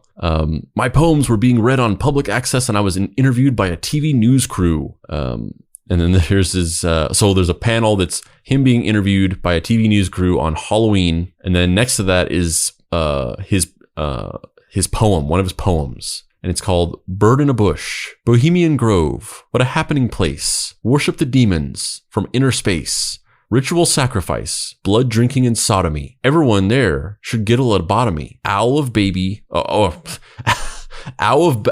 Babylon, Molech by name, stands as an idol while 2 Georges bow in shame. As with the Father, so with the Son, both believe earth should be ruled as one. Is that better or worse than Confessions of a Teenage Mogul? What was it called? Confession. Oh God, the Bella Thorne book. Yeah, Confessions of a. Oh God, it's the worst title ever. I can't even think of it. A Mental Disarray. Something. Confessions of a Teenage Mogul. A Mental Disarray, Volume 1. I personally would much rather read the works of Richard McCaslin, but that's just me. What if she actually is Richard McCaslin? Despite all this, I felt that I should do more to combat the NWO, so I decided to strike at the Bohemian Club directly. Act 2, Confrontation. On the night of January 19th, 2002, I secretly entered the 2,700-acre Bohemian Grove. There's a panel with him walking through the wooded area outside of the Bohemian Grove at night, and he's thinking, I went to the woods because I wish to live deliberately. And then there's a asterisk there, and then the footnote says Henry David Thoreau, Walden. I chose the off-season because 1, security would be minimal. 2, this would reduce the number of possible combatants. 3, Any member there in the winter would probably be part of the satanic inner circle. So just stopping here for a second. Before he left Austin to go to the Bohemian Grove and do this operation, he didn't tell anybody, but he went to go see Alex Jones. And he went to talk to Alex Jones, like literally the day before he did this, to kind of like gauge if he should actually do it. Because he'd put all this planning into it. He'd got all these guns and these mortars and these knives and a billy club and Kevlar, and he did spend all this time planning his assault. And remember, this is all because he saw Alex Jones's, in air quotes, documentary. It's not a documentary. It's a fucking like piece of weird conspiracy theory propaganda cosplay that Alex Jones, made up. But he went and talked to Alex Jones and kind of like asked him, like, should I do this? And Alex Jones was like, Bohemian Grove is definitely this hive of scum and villainy, blah, blah, blah, blah, blah. But I think he started getting a little weirded out. And so Alex Jones, like after they talked for like 15 or 20 minutes, he was like, I just have to go check on something real quick. Will you just hang out for a minute? And he got up and left. And Richard McCaslin later in interviews had said that he was like, he thought that Alex Jones thought that he was going to do something and he didn't want to scare anybody. And he also didn't want to have his hand forced and have to tell Alex Jones what he was going to do, because if he did die in a blaze of glory taking out these Satanists at Bohemian Grove, he didn't want anybody else to be implicated in the crime, in air quotes. So he just left before Alex Jones got back. But the fact that he went and did that is amazing. The other part of this is him choosing to go in the off season. I don't think that's accurate. I think he just finally worked up the muster to do it. And it happened to be the off season when there was no one there, which is why, thankfully, nobody died. You know what I mean? Even Alex Jones was like, this guy's fucking crazy. That's when you know you have a problem.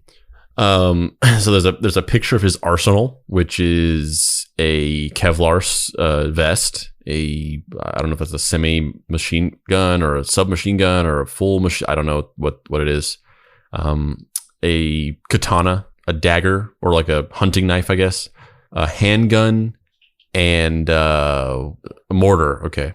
And he says, my weapons were for protection against against any security forces who might attack me on sight. My basic plan was to instigate an event so bizarre that the national media would be forced to expose the Bohemian Club. And once again, I mean, I have a final thought about this whole thing at the end. But just based on what you said about how you think that the idea that he went on the off season on purpose was like a retcon, I think that's a retcon too. I don't think that was his plan. I don't think his plan was to just create a bizarre media circus that would force people to investigate. I think that was just the way he rationalized it after the fact. Next page. From a biblical standpoint, the rules of engagement for this job were complicated. And there's a picture of a Bible. It says Old Testament, New Testament, and then it has a bunch of Bible scriptures, Deuteronomy 12:1-3, 29-32, 32-35, whatever. I don't know this Bible shit. And then for the next 2 hours, I explored the apparently empty grove as my hopes of interrupting any occult rituals began to fade. I didn't accomplish much that night due to a cheap flashlight in the extreme darkness. And then it's him in the dark, his flashlight has died, and he's thinking, way to go, Rambo. You have plenty of ammo, but no extra batteries? I mean, it's kind of great, right? Yeah. Yeah. And the drawing is really cool too, because it's like he's in silhouette, but all of the accents of his costume are white. So it looks like his teeth and like the white of his bandana, the white outline of his belt, the white like little strips on his vest, and the patches on his arms they look like they're glowing, which is cool. And then the last panel is him breaking into a cabin, and he says he's thinking, I'll wait until morning in this empty cabin. Next page. Early the next day, I finally found the Moloch idol, but there was a problem. At that time, I was unaware that there was a hidden room inside the idol, that Walter Cronkite used to act as the voice of Moloch. I would really like to know what the context of that is, what that means. Like if that's like a real thing where like Walter Cronkite did record a voice of this statue, because the statue exists. It's a real thing. It's not a fucking pagan god. It's just bullshit, like rich people like shit. But I'd be curious to see if like they really did get Walter Cronkite to record the voice of Moloch to talk during events, or if this is just total made up conspiracy shit, because it's very vague. But he's standing at the foot of the statue, And he says, he's thinking, I thought this thing was carved out of a tree, but actually it's cast from gunite. It won't burn and it's too big to smash. And then the next panel, he's putting down a pamphlet by the statue and he's thinking, I can at least leave a warning. I hadn't traveled halfway across the country just to walk out of the Bohemian Grove without causing some real damage. And then he's looking at a building and he's thinking, I'll check out that building. Disappointed but still determined, I proceeded to the nearby banquet hall. After making sure that the place was empty, I went to work in the office. And he's pouring out something. I don't even know what that is. Kerosene, something. And he's thinking, let scripture be your guide. That should be enough to put the fear of God in those perverts. And he sets fire to this building. Sets off the smoke alarm, and then he thinks, security will respond to that alarm soon. A few minutes later, and then a security guard drives up. Is that guy armed? And then the security guard in the car, he's not trying to stop me, so keep moving. In real life, my understanding of this event is that as he was leaving the building that he just set on fire, he was wielding his MK whatever machine gun, and a security guard walked into the room, and he was a little ways away from Richard, and he raised his walkie-talkie to talk to him and be like, there's a fucking guy with a skull mask and a machine gun in here who just set the room on fire. And Richard raised his machine gun and pointed it at the man because he thought that the man had a gun. And for a split second, he almost killed the guy, then realized, oh, wait, no, that's just a walkie-talkie, put down the gun and kind of like scampered away, which is like, you know, T. Krillos talked about that as well in the interview of like, who knows? He came that close to murdering somebody. Yeah. You know? I mean, and it's surprising, especially because he's wearing this mask. Because that, you know, that happens all the time where people say that they think people are holding guns or whatever, and they'll shoot somebody, even though they're not armed. People, little kids, whether or not they really did think they had a gun or not is up for debate from case to case or whatever. But that happens a lot where people will just shoot people because they think that they have guns or they claim to think that they had a gun or whatever. So it's considering how mentally unhinged he is, the fact that he's wearing this mask that's like obscuring his vision, he's carrying this fucking machine gun. I mean, if anything, that just really speaks to the fact that he probably was just really could not back up what he was preaching. And he probably just was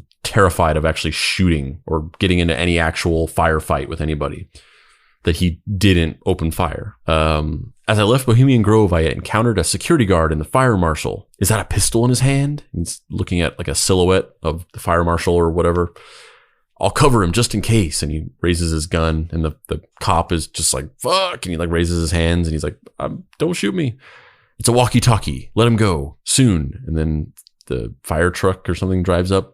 The cops won't be far behind. And then a car stops and he goes, why is he stopping? And then the car turns around and drives off. And then he thinks, he doesn't like my looks. Several minutes later, I approached the main road as 2 police cars pulled up. My truck is blocked off. I better take cover behind this big tree. There's 2 cop cars parked in the middle of the road, and then he's looking at a tree. If these 4 officers were part of the conspiracy, would they attack me?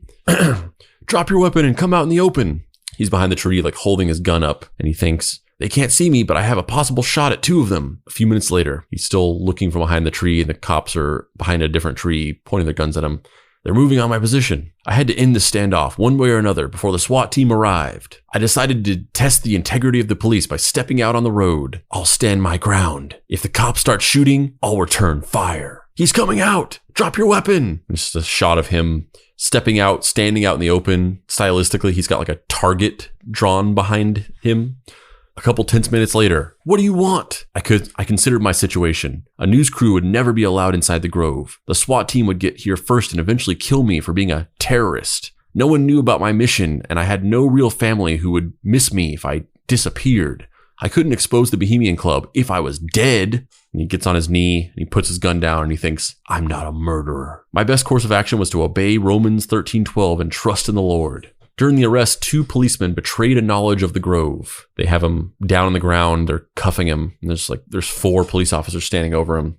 And then one of them says, how did he find this place? And there's an asterisk, and at the bottom is a footnote, and it says, it is hidden from the public.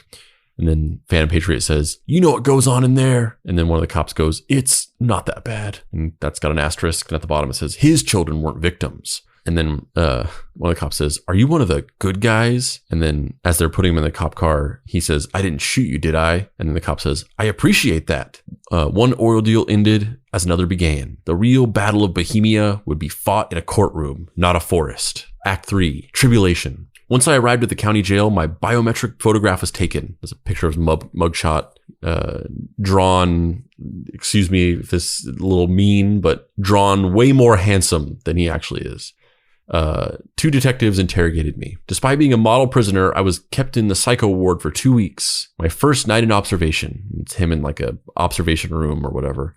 Several shrinks analyzed me. There's like a clipboard and it says patient profile, yes or no. History of mental illness, no. Current medication, no. Drug or alcohol abuse, no. Something, previous criminal history, no.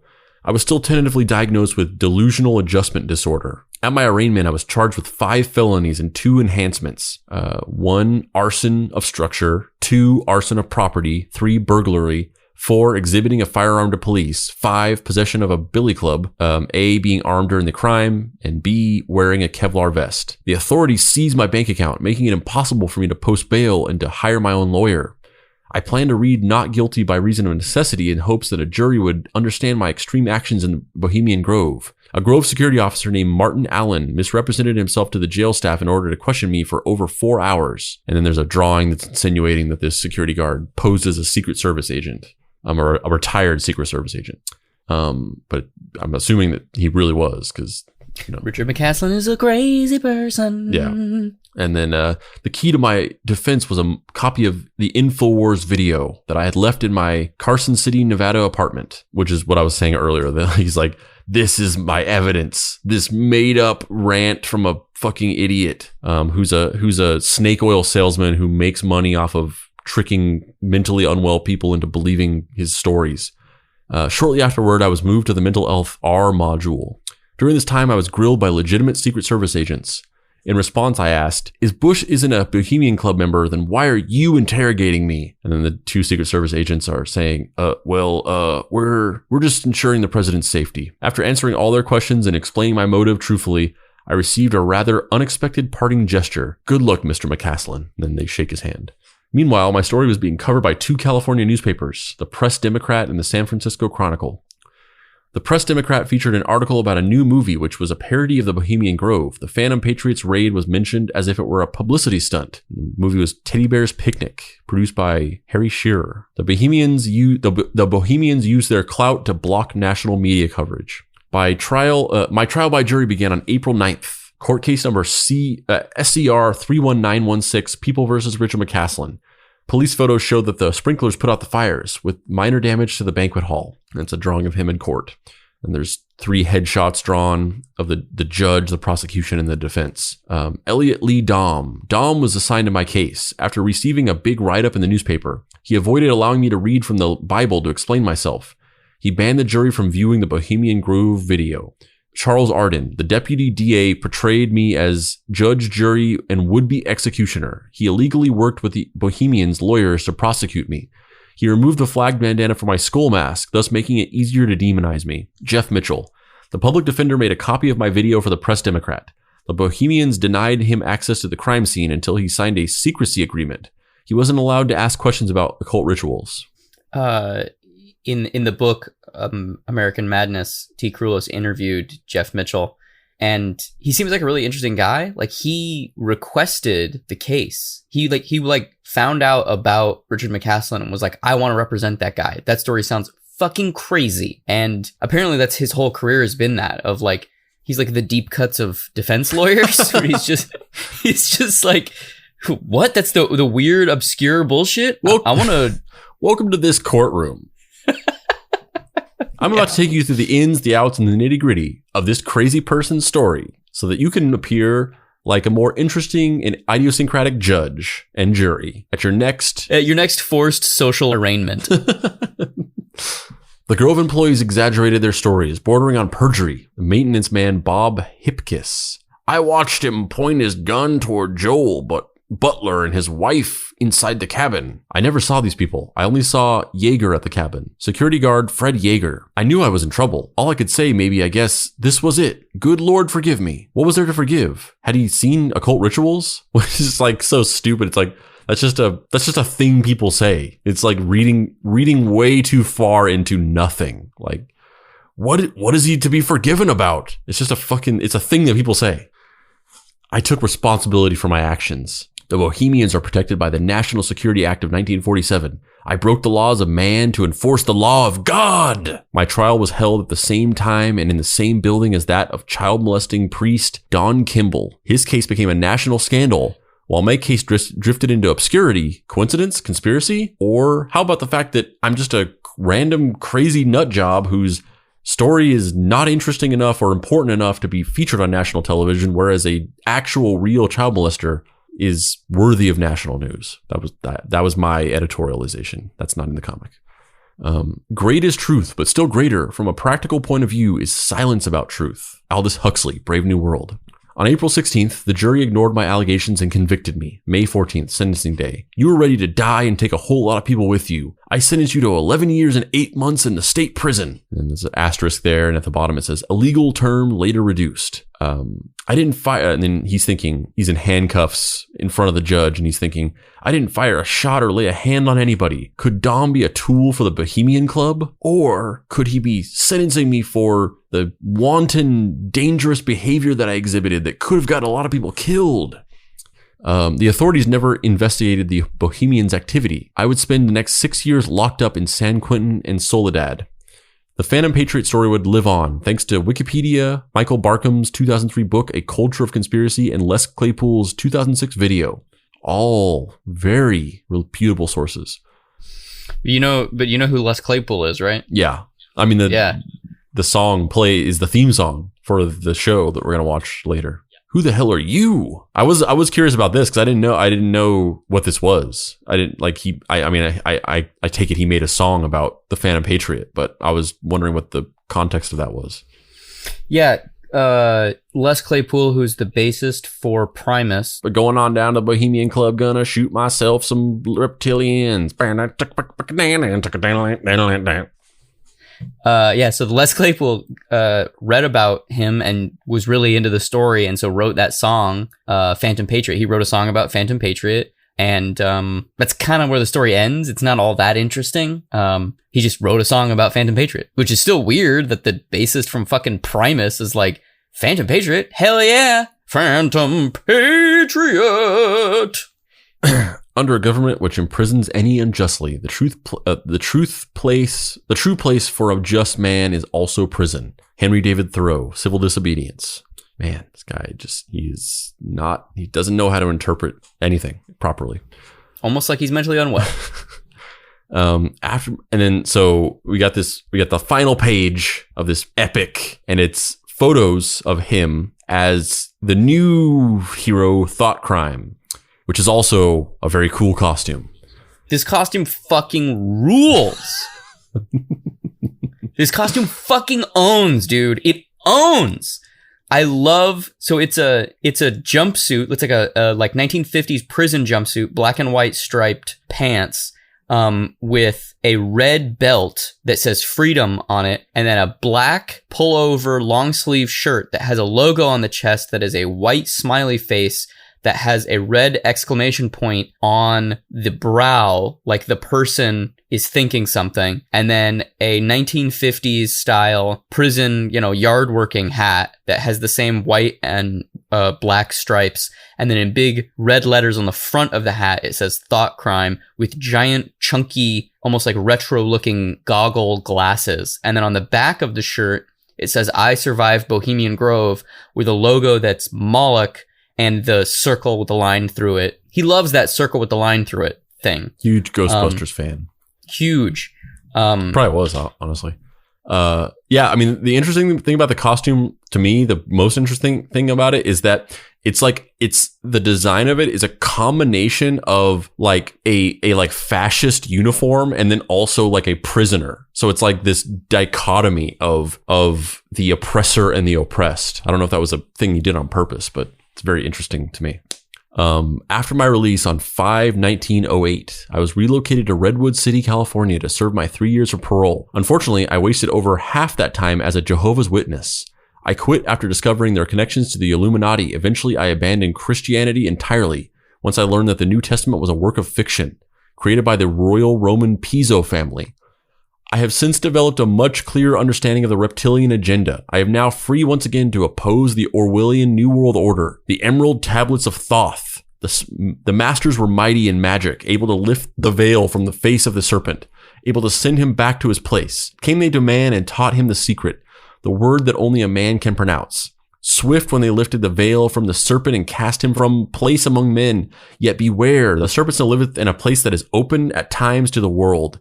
Unseen they walk among thee in places where the rites have been said. That secret word is Kinningen. Kininigan. Kininigan. Kininigan.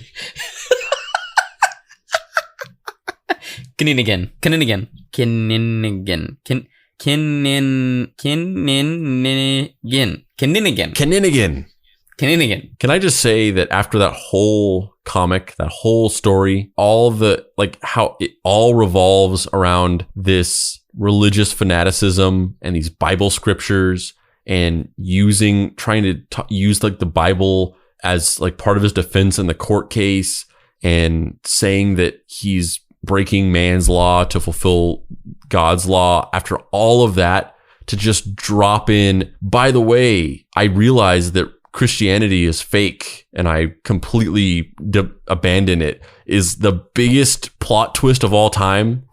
Well, especially because, so he made the comic. This comic was a part of a 96-page graphic novel called Prison Pen Comics that he made during his 6 years in prison. But then he started publishing a lot of them after the fact. Like, he sent the whole thing to he sent it to Marvel and DC. They don't publish this kind of stuff, my dude. But they did, because it was so amazing that they both published it. Both Marvel jointly. And DC published just identical versions. Yeah, they co-published it. It's the only thing they've ever co-published since Amalgam. It's like Dark Claw, Thought Crime, and Spider Boy. Those are the high marks. And if you watch any of those old those interviews of Stan Lee, before when he was just going around on his media circuit, if you sit there and watch them, he has those two stories. He has that thing he says where he's like, the story about how I created Spider-Man. I've told it so many times that it might even be true. That's one of them. And then the other story is, the story of how I created Thought Crime. I've told it so many times. It might even be true.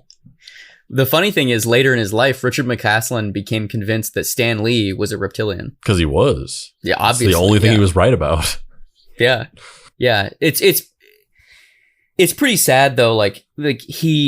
There's a bunch of stuff in the book about him being in prison and the social dynamics of being in prison and the roommate that he had or cellmate that he had when he was in prison. It's all just so sad. It's so sad. And they wouldn't allow him to have comics when he was in prison because they weren't, in air quotes, educational. But he convinced them, after petitioning the board for months on end, he convinced them to let him have a subscription to Wizard magazine, and he would get them shipped to him, and he would then trace things out of Wizard and trade the Wizards. And he actually ended up having a bunch of costumes that he had made show up in Wizard magazine and a bunch of other comics and stuff. I'm just so obsessed with his aesthetic too. The way he designed those costumes, they don't look like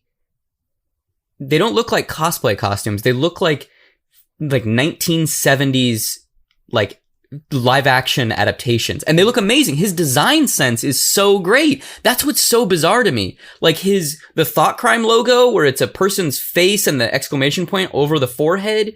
It looked the Phantom Patriot skull with two back-to-back P's. They're very, very, very intentionally constructed, and for me personally, they match up exactly with the visual aesthetic that I like.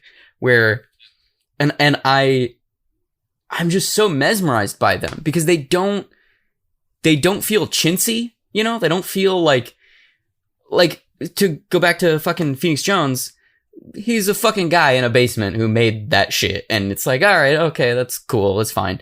But the Phantom Patriot costume, the original one with the skull and the bandana, that shit looks awesome. It's really, really cool and frightening. Can you imagine you're a cop showing up and this guy walks out of the woods dressed like that? With a fucking gun and a fucking katana? Man, I do not want to fuck with that. I'd be like, I'm out of here. Have fun with this guy. Even if you look back, what was so cool was slowly different parts of his story got shared with me over months and months and sometimes years. So one day I got an envelope from him, and he had tracked down some copies of Wizard and other comic books he had found at a comic convention. And he made photocopies of these letter page appearances that he had done, dressed as, you know, he would get a comic book and really get into it, and then he would make a recreation of the comic book character's costume way before like cosplaying was a popular thing at all, really. And then he would get a timer and take a picture of himself doing a pose in these costumes and send them in. And there's pictures of him in costume as like Spider-Man and Wolverine and Captain America. And some of the more obscure, like Dark Horse superheroes too. Yeah, like X and Nightman. When I saw that Nightman costume, the funny thing is, I remember that issue of Wizard. I had that issue, and I remember that Nightman costume. And it's so weird knowing that the person I saw when I was 8, or however the fuck old I was, is this guy. It's so surreal. And like, yeah, I mean, do you know how he learned how to sew and make stuff like this? Like, well, this goes back to like the dynamic, I think, with his parents. His dad was kind of a rough guy that was really mean to him, and his mom was very loving towards him, and she was a talented seamstress. So she started making him costumes when he was very young. At first she made him like a cowboy or an astronaut costume. And then when he was like 6 or 7, he begged her to make him a Batman costume. And she did. And so I think he picked up that, love for costuming from his mom. And that was something important to him because he has this good memory of her, making these awesome little costumes for him.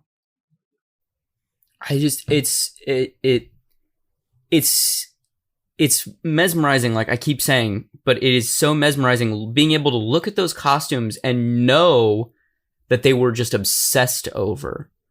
And I feel that same way about his illustration too. Like his comics work is so, it's not, it's completely enthralling to me because it's not technically gifted in any way, but it's somebody who just gives a fuck 110%. And part of that being he was in prison when he made some of them, so he had literally nothing else to do. But there's such a bizarre sense of innocence and a sinister nature to everything he does. Yeah, the artwork is in the book. I think I said it reminded me of like an outsider artist, but someone who studied how to draw comics the Marvel way, very intensely. So, he knows exactly what a comic should look like because he's read so many of them. But the characters are all just kind of weird looking. Like they have these big bug eyes and like their hair strands are really symmetrical and like everything's a little obsessive. And in the act with Bible verse references. Yeah. There'd be like Thessalonians 3-6 would be floating in the air, and then there'd be all these Bible verses all over the place. So it also like had this element of being sort of like a chick track or something, those little Bible comics. So yeah, his artwork is very interesting. He did the one when he was in prison. When he got out of prison, he drew a couple more comics. One was this. So after the protest at the Bohemian Club, he had been joined there by a couple of real-life superheroes named Motormouth and Mutinous Angel. And he drew this fictional version where they meet up and then they go into the clubhouse and they find that there's a group of reptilians who are sacrificing a baby in the basement. And, real classic, like, bow, pam, boof, like beat up these reptilians and free the kid. So he drew that, and he drew another comic adventure after that too, which was about him and his sidekick. When he, in the 80s, he had developed this persona called the Lynx, and he actually had a friend's kid was like his sidekick, and they patrolled for crime. So he drew like a fictional version of that in one of these comics too. The Lynx costume cracks me up too, because it's like full spandex. It's not utilitarian in any way. Like, you get punched in that shit and it's gonna fucking hurt. And I think an important thing to kind of point out for that, which I think we'll get more of a sense of when we actually watch some of these clips. But I think up to this point, I don't really think it's been conveyed to the listeners that, you know, from everything that you've heard from this description of this man who adopted these sort of scary superhero personas and stormed this clubhouse with a machine gun and went on this tirade. Well, actually, before I say that, I just wanted to quickly tag on to that, my main final thoughts of that comic. And I mentioned it to you before, but this comic is a man in a way that I've never seen anybody do, taking a moment in his life where he went and did like one of the dumbest things that any person can do, completely fucked it up and failed in every way imaginable, completely screwed himself over, got himself into a heap of trouble for literally no reason, and just kind of didn't accomplish anything at all because he was just bungled it so epically. And this comic is just a person retconning that as a heroic act of martyrdom in a way that is so simultaneously hilarious, fascinating, and sad. I completely agree with that assessment. I have, T. Krulos was kind enough to send me a print copy of this promotional, this chapter 2, his publisher, Feral Books. I should know this, whatever. They sent me a physical copy of it after I reached out to him and was like, hey, we're doing an episode on Richard McCaslin. You're the only person that really knows anything about him. Do you want to be a guest on the episode? And it's fascinating because I'm curious what files this was made from, because the pages are different. Like, they're the same pages, the story's the same, but the art is different. Like, on page 12, panel 3, which is my favorite panel in the whole book, where Richard McCaslin as the Phantom Patriot is walking out of the building, and it says security alarm, security will respond to this alarm, and he's like got his gun and he's poised really cool, and he's like leaving the building, and his do-rag and tails are kind of like blowing behind him in the wind, and he just looks really cool and heroic. In this version that I have, the print one here, it's a trippy, his skull on like a kaleidoscope background with all of these words that are saying, weaving spiders come not here, and then a bunch of question marks. And the dialogue is changed to be, security will respond to that alarm soon, but if I take a stand here, this might end up like Waco. So that's like the George Lucas remasters. I guess, yeah. I'm gonna, as you're talking, I'm gonna flip through this and see if there's other stuff that's been redrawn as well. Page is this 15? Yeah, this one's redrawn too. So the panel that you had mentioned of liking of the silhouette, that one's the same, but the next panel where he's like kicking down the door is completely different and redrawn, so you're inside the cabin looking at him kicking down the door, as opposed to outside the cabin looking at him kicking down the door. And then the next page, yeah, he must have redrawn a bunch of these pages, because look at that. The next page is completely redrawn. That's even more fascinating to me, that he would redo the same fucking comic like repeatedly over and over again. Well, you can tell that probably the reason for that is because he keeps sending these out to people, and I can imagine somebody with his obsessive personality, like, just not being able to, like, he's going to send a new batch out to some new place or whatever, or go on another tour, leaving his comics out in areas or whatever. And I can imagine him just being like, I need to fix this one thing before I do this. I can't give this out to people. I have to fix this. Yeah, it looks like the majority of the rest of this is pretty similar.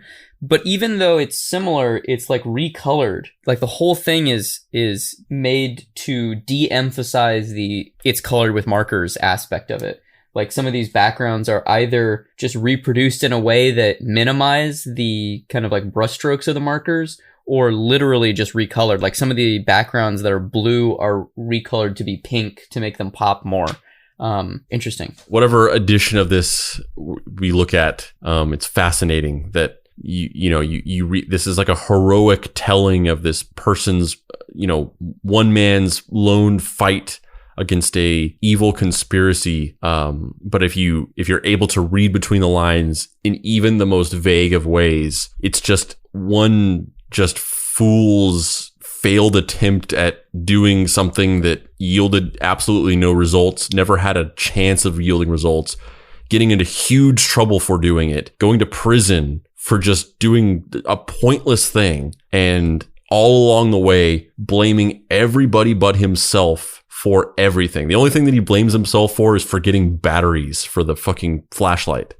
But the other thing I was going to say is I feel like it's necessary for the listener at this point to understand, because when you were talking about the idea of him being in prison and the social dynamic of that and how he sort of fared in prison, with all this description that we've gone through, you might maybe assume that this is like a very gruff, tough guy, like a scary, macho, like action hero type guy. But in reality, he wasn't like that at all. He's like a very soft-spoken, introspective guy who, obviously is dealing with a lot of mental health issues. So with that in mind, just, think about that and think about, this is somebody who probably did not fare well in a prison dynamic at all, because he was not like a tough, like alpha male type person like you might think from these descriptions of what he did. He was a very sort of soft-spoken, timid type person. Which is really interesting too, because we haven't touched on this at all, but after the Marines, after Lynx, he moved out to LA to try and make it as a stuntman, and went to a stuntman school here in Los Angeles. And that's where he met his kind of only real lifelong friend, this dude named Lon. And they befriended each other while basically like getting hit by cars and diving off of buildings and shit. And they both graduated the program, but Lon kind of transitioned. He did some stunt work, and then he kind of transitioned into acting, and he's had a somewhat successful career. He has had guest spots on CSI and, kind of bit parts in a bunch of these things. His wife is also an actor, and she plays the animated voice of Princess Leia, and like, so Lon had like this social skill side of what it takes to become an actor and a stuntman, where Richard really didn't. He was too kind of, like you're saying, soft-spoken, shy. Wasn't socially liquid enough to really be able to fit into the nooks and crannies of the social hierarchy in Los Angeles, which, as we both know, is so much of becoming successful in LA is just kind of being fun to be around or easy to talk to. And it's really sad, that cause it really, like, if he had been able to find a little bit more success earlier in his life, none of this would have happened. Even just a couple more friends, and this probably never would have happened. But literally, he had like 2 guys from the Marines he talked to, Lon, and then later in his life, T, who I interviewed, the journalist who he had corresponded with for years. In addition to his comic book account, we also have extensive video footage of McCaslin's thoughts on the matter. I failed to convince a jury that these atrocities were occurring because I had the proof. Today, however, I hold in my hand all the proof that America needs to condemn these sociopaths. This book, Transformation of America, was written by Kathy O'Brien and her husband Mark Phillips.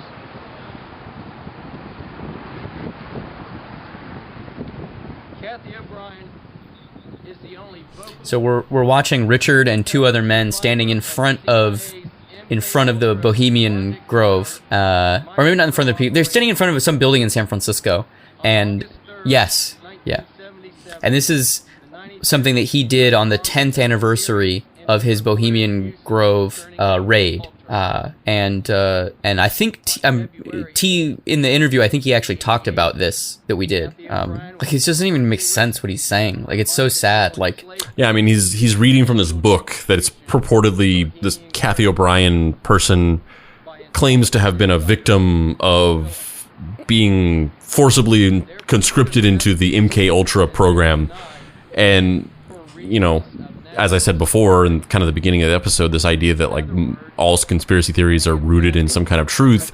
The MK Ultra experiment was a real thing that existed that genuinely did victimize groups of test subjects. There was factually tons of abuse and mistreatment of these subjects that were going on in this experimental government program. But on top of that, there's this conspiracy theory that they were, that the experiment was this deep state experiment in trying to develop forms of mind control to basically turn young kids into like sleeper agents, where they could just say a code word. They could just, they could send off this kid out into the world and just be normal. And they could just call them on the phone and say a code word, and it would turn them into like a mindless killing machine. And that there was all these connections with the Illuminati and the deep state and all these things. So this book is purportedly from this person who claims to have been a victim of this, and giving all these secrets of how, I mean, he's reading it now, but just this, all these presidents and all these political figures and all these people that are involved in this underground satanic cult. And like you said, it's just sad because the people that wrote this book are so clearly, like Alex Jones, are just grifters. They're people who just capitalize off of these made up stories to make money off of gullible people like Richard McCaslin, who will buy this book and buy into it. And, they're just making money off of fools, basically. It's the Sophia Stewart thing. It's the Alex Jones thing. After being paroled, McCaslin created a new superhero persona, Thought Crime. I mean, so he did, and then the day, and I mean the very day after his parole was done, he was on the road doing this 48-state tour. He was originally going to tour as the Phantom Patriot, but he thought that he needed like an image makeover, so he came up with this persona, Thought Crime, which is, like this George Orwell style superhero character. It's funny too, because he later compared it to when Prince changed his name to a symbol. He was like, it didn't last. It was an idea, but whatever. So he started hitting the road, and it was really fun for me because every few days, this is when he switched to using email too. He had at first just handwritten me letters, but every few days he would go to like a library computer or the computer in a hotel lobby, and he'd send me a picture of him in his costume, and it'd be like, oh, here he is by the Golden Gate Bridge, and now he's somewhere on the Strip in Las Vegas. And it was like a Where's Waldo type of experience. But then he's like, I'm heading towards Milwaukee. And I was like, great, I'll meet up with you. So that's where I met him for the first time. That was 2011 here in Milwaukee. And just really strange. I mean, by that time I'd met a lot of real life superheroes, but I met him. He was wearing his Thought Crime costume. And, we talked for a while, and like I said, he's really normal to talk to in person.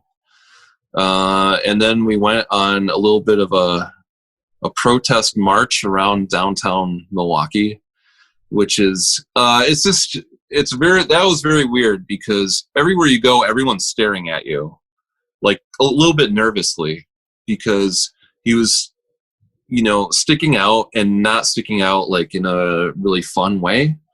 Like he had a sign that said "Down with the New World Order" or something like that. So I met him there, and the next day we went down to Chicago together, because Chicago is a pretty short drive from Milwaukee here. And he did a protest at O'Hare Airport, where we went in there together, and he was reading these quotes, and he had a protest sign. And in the corner of every available corner, I saw people like talking on walkie-talkies. And I was like, oh, we're gonna get arrested, any second now. But no one approached us, and we left. And he carried on and kept his tour going. But that's not the end of our felon DIY creative geniuses output. Richard McCaslin self-produced a full half-hour conspiracy theory-based adventure TV show.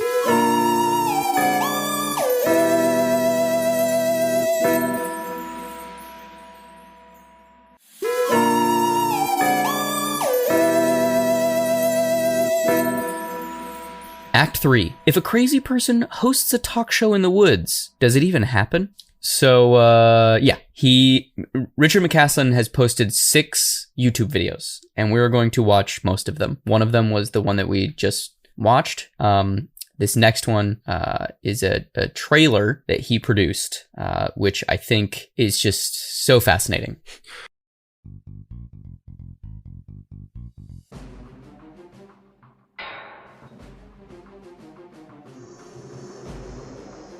I love that little bass line there. It's like on all of his videos. It seems to be like his little production company sound or whatever.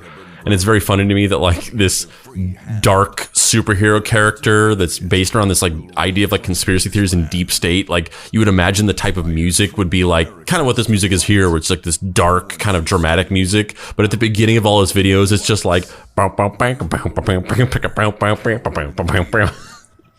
So you can either use me talking about this, or you can have the T interview part, because T talked about how he found these guys in the Yellow Book. But Richard McCaslin found these 2 guys who run a production company in Las Vegas, and he hired them to produce these videos for him. And he found them by looking in the Yellow Pages, which is just, can you imagine getting that call and just being like, can you imagine getting a call from the Phantom Patriot, and he's like, all right, I need you to make these propaganda videos for me, and we're going to go after these lizard people. Yeah. I mean, that was like the first thing I actually thought of. Without even knowing that. I didn't even know that fact. I just assumed he made this himself or something, but that was my first thought. Always goes to in these situations, like what the people who are like helping make something are thinking. Like that was just the first thing my mind goes to, is watching this video. Like, just what are the people who, like the guy who did the voiceover, that little like intro voiceover, like what are they thinking? Are they just like, oh, sure, I'll take your $40 and they're just not thinking about what they're even saying? Or are they like, this person's fucking insane, but like I'm getting paid? Like I just that my mind goes to that immediately all the time. So we're looking where this is filmed inside of Richard McCaslin's basically he bought a house out in the middle of Pahrump, Nevada, and the house had this airplane hangar-y thing on it.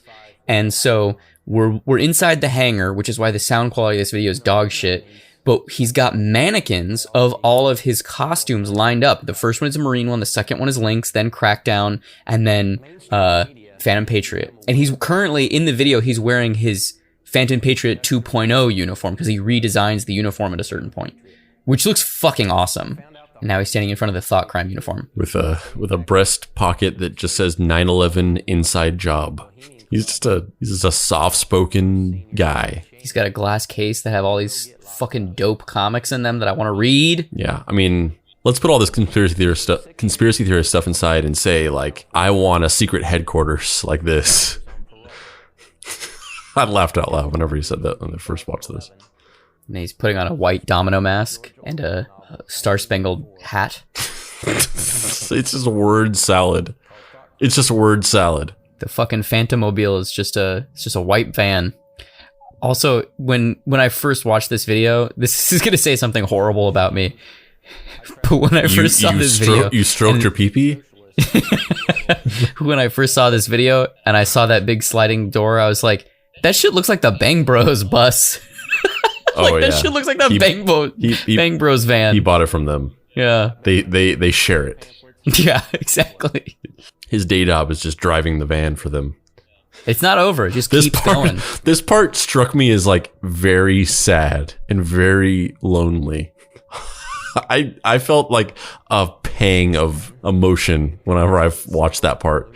He says that he goes over and he stands in front of like, just, it's supposed to be like the fucking whatever. What is the table that the Justice League sit at, or like the round table, or the table that they sit around in the Justice Friends or whatever, just like the superhero table where everyone sits and has their meetings. It's supposed to be that, but it's just a little table and chairs in his little secret headquarters. And it says, it says Protectorate Outpost, and it's got a bunch of chairs, and he's standing over it, and he's like, I'm looking for new recruits, so you could be here. And he just like gestures towards this empty table, and something about that just was so sad to me. And also the fact that his email address is there. Like, his email address is just, it's Phantom Patriot. Is it Phantom Patriot-ish at gmail.com? Like, yeah, it's very, honestly, like, and I talked a lot about this with Cruelis in the interview, but I found this all just deeply moving. Like, all of his story and his lack of connection, his lack of mooring socially and emotionally, and his obsessive pursuit of an ideal is just so compelling and deeply human and flawed and fucked up and wrong, and on one level beautiful. Like, I really connect with his staunch dedication to his ideals and his feverish devotion to this higher calling that literally doesn't make sense to anyone. And I just connect with that on such a deep level. And I wish that this person had found even just a slightly healthier way to express those inner traumas. And I find it just heartbreaking. Yeah, I mean, I definitely agree with for me, like, a lot of this stuff just feels profoundly very sad to me. And, it's how it makes a lot of sense, because it's how all of the, if you really look at a lot of the conspiracy theorists and the people who get radicalized, like, there's a reason why conspiracy theory has run so rampant in the last, year or so. Part of it is just the way that, to give an example, I'm in a lot of Facebook groups on Facebook mostly because we share episodes of the show in the Facebook groups. Personally, I find most of these Facebook groups to be completely just cesspools of toxicity, and I don't enjoy being in them. But we're in them because we share episodes to the groups. But because I'm in the groups, I just am exposed to what goes on in these groups on a constant basis. It's like a never-ending drip of just the ecosystem and the community inside of these Facebook groups. And, there's a lot of toxicity and a lot of shitty stuff, a lot of bigotry and racism and sexism and just horrible shit. It's just not good. It's like, imagine the toxicity of social media, and then like a Facebook group is like, you see what happens on the news feed, the toxicity that happens on the news feed, where you're just like supposed to be out in public where everybody can see you, your friends and your family. And then imagine that, but then in like a secret little group where you're more like in private, where you're just communicating with other like-minded people exclusively, and you're shielded from the judgmental eyes of family members and things like that. And just imagine that, and just imagine how fucked up some of those places are. But not the Deep Cuts Facebook group. That's a shining oasis of positivity in a sea of toxic negativity. But there's one particular meme that I see a lot that just really is emblematic of this whole idea to me, and it's just this one particular one. There's a bunch of different ones like this, but this one just really hits it on the head for me. This is the figurehead for this whole concept to me. And it's a meme that gets shared in like nostalgia groups, like 90s nostalgia groups mostly. And it's like some illustration that somebody did. Like, a lot of these memes are like somebody stole somebody's illustration and turned it into a meme, then it gets passed around. And then you have a meme where it's like some random illustration that you don't even know who drew it, and its authorship has been completely stripped. And it's also been like screenshotted and shared and re-photoshopped so many times that it's got this weird kind of gritty look to it. And it's a drawing of a bunch of kids in like a basement, gathered around a TV, like a 90s like CRT television, and they're all playing a Nintendo 64, and like the TV screen is glowing, and I don't know if there's actually a game on it. I kind of forget what it looks like specifically, but they're gathered around this TV, it's glowing, and they're playing a game together.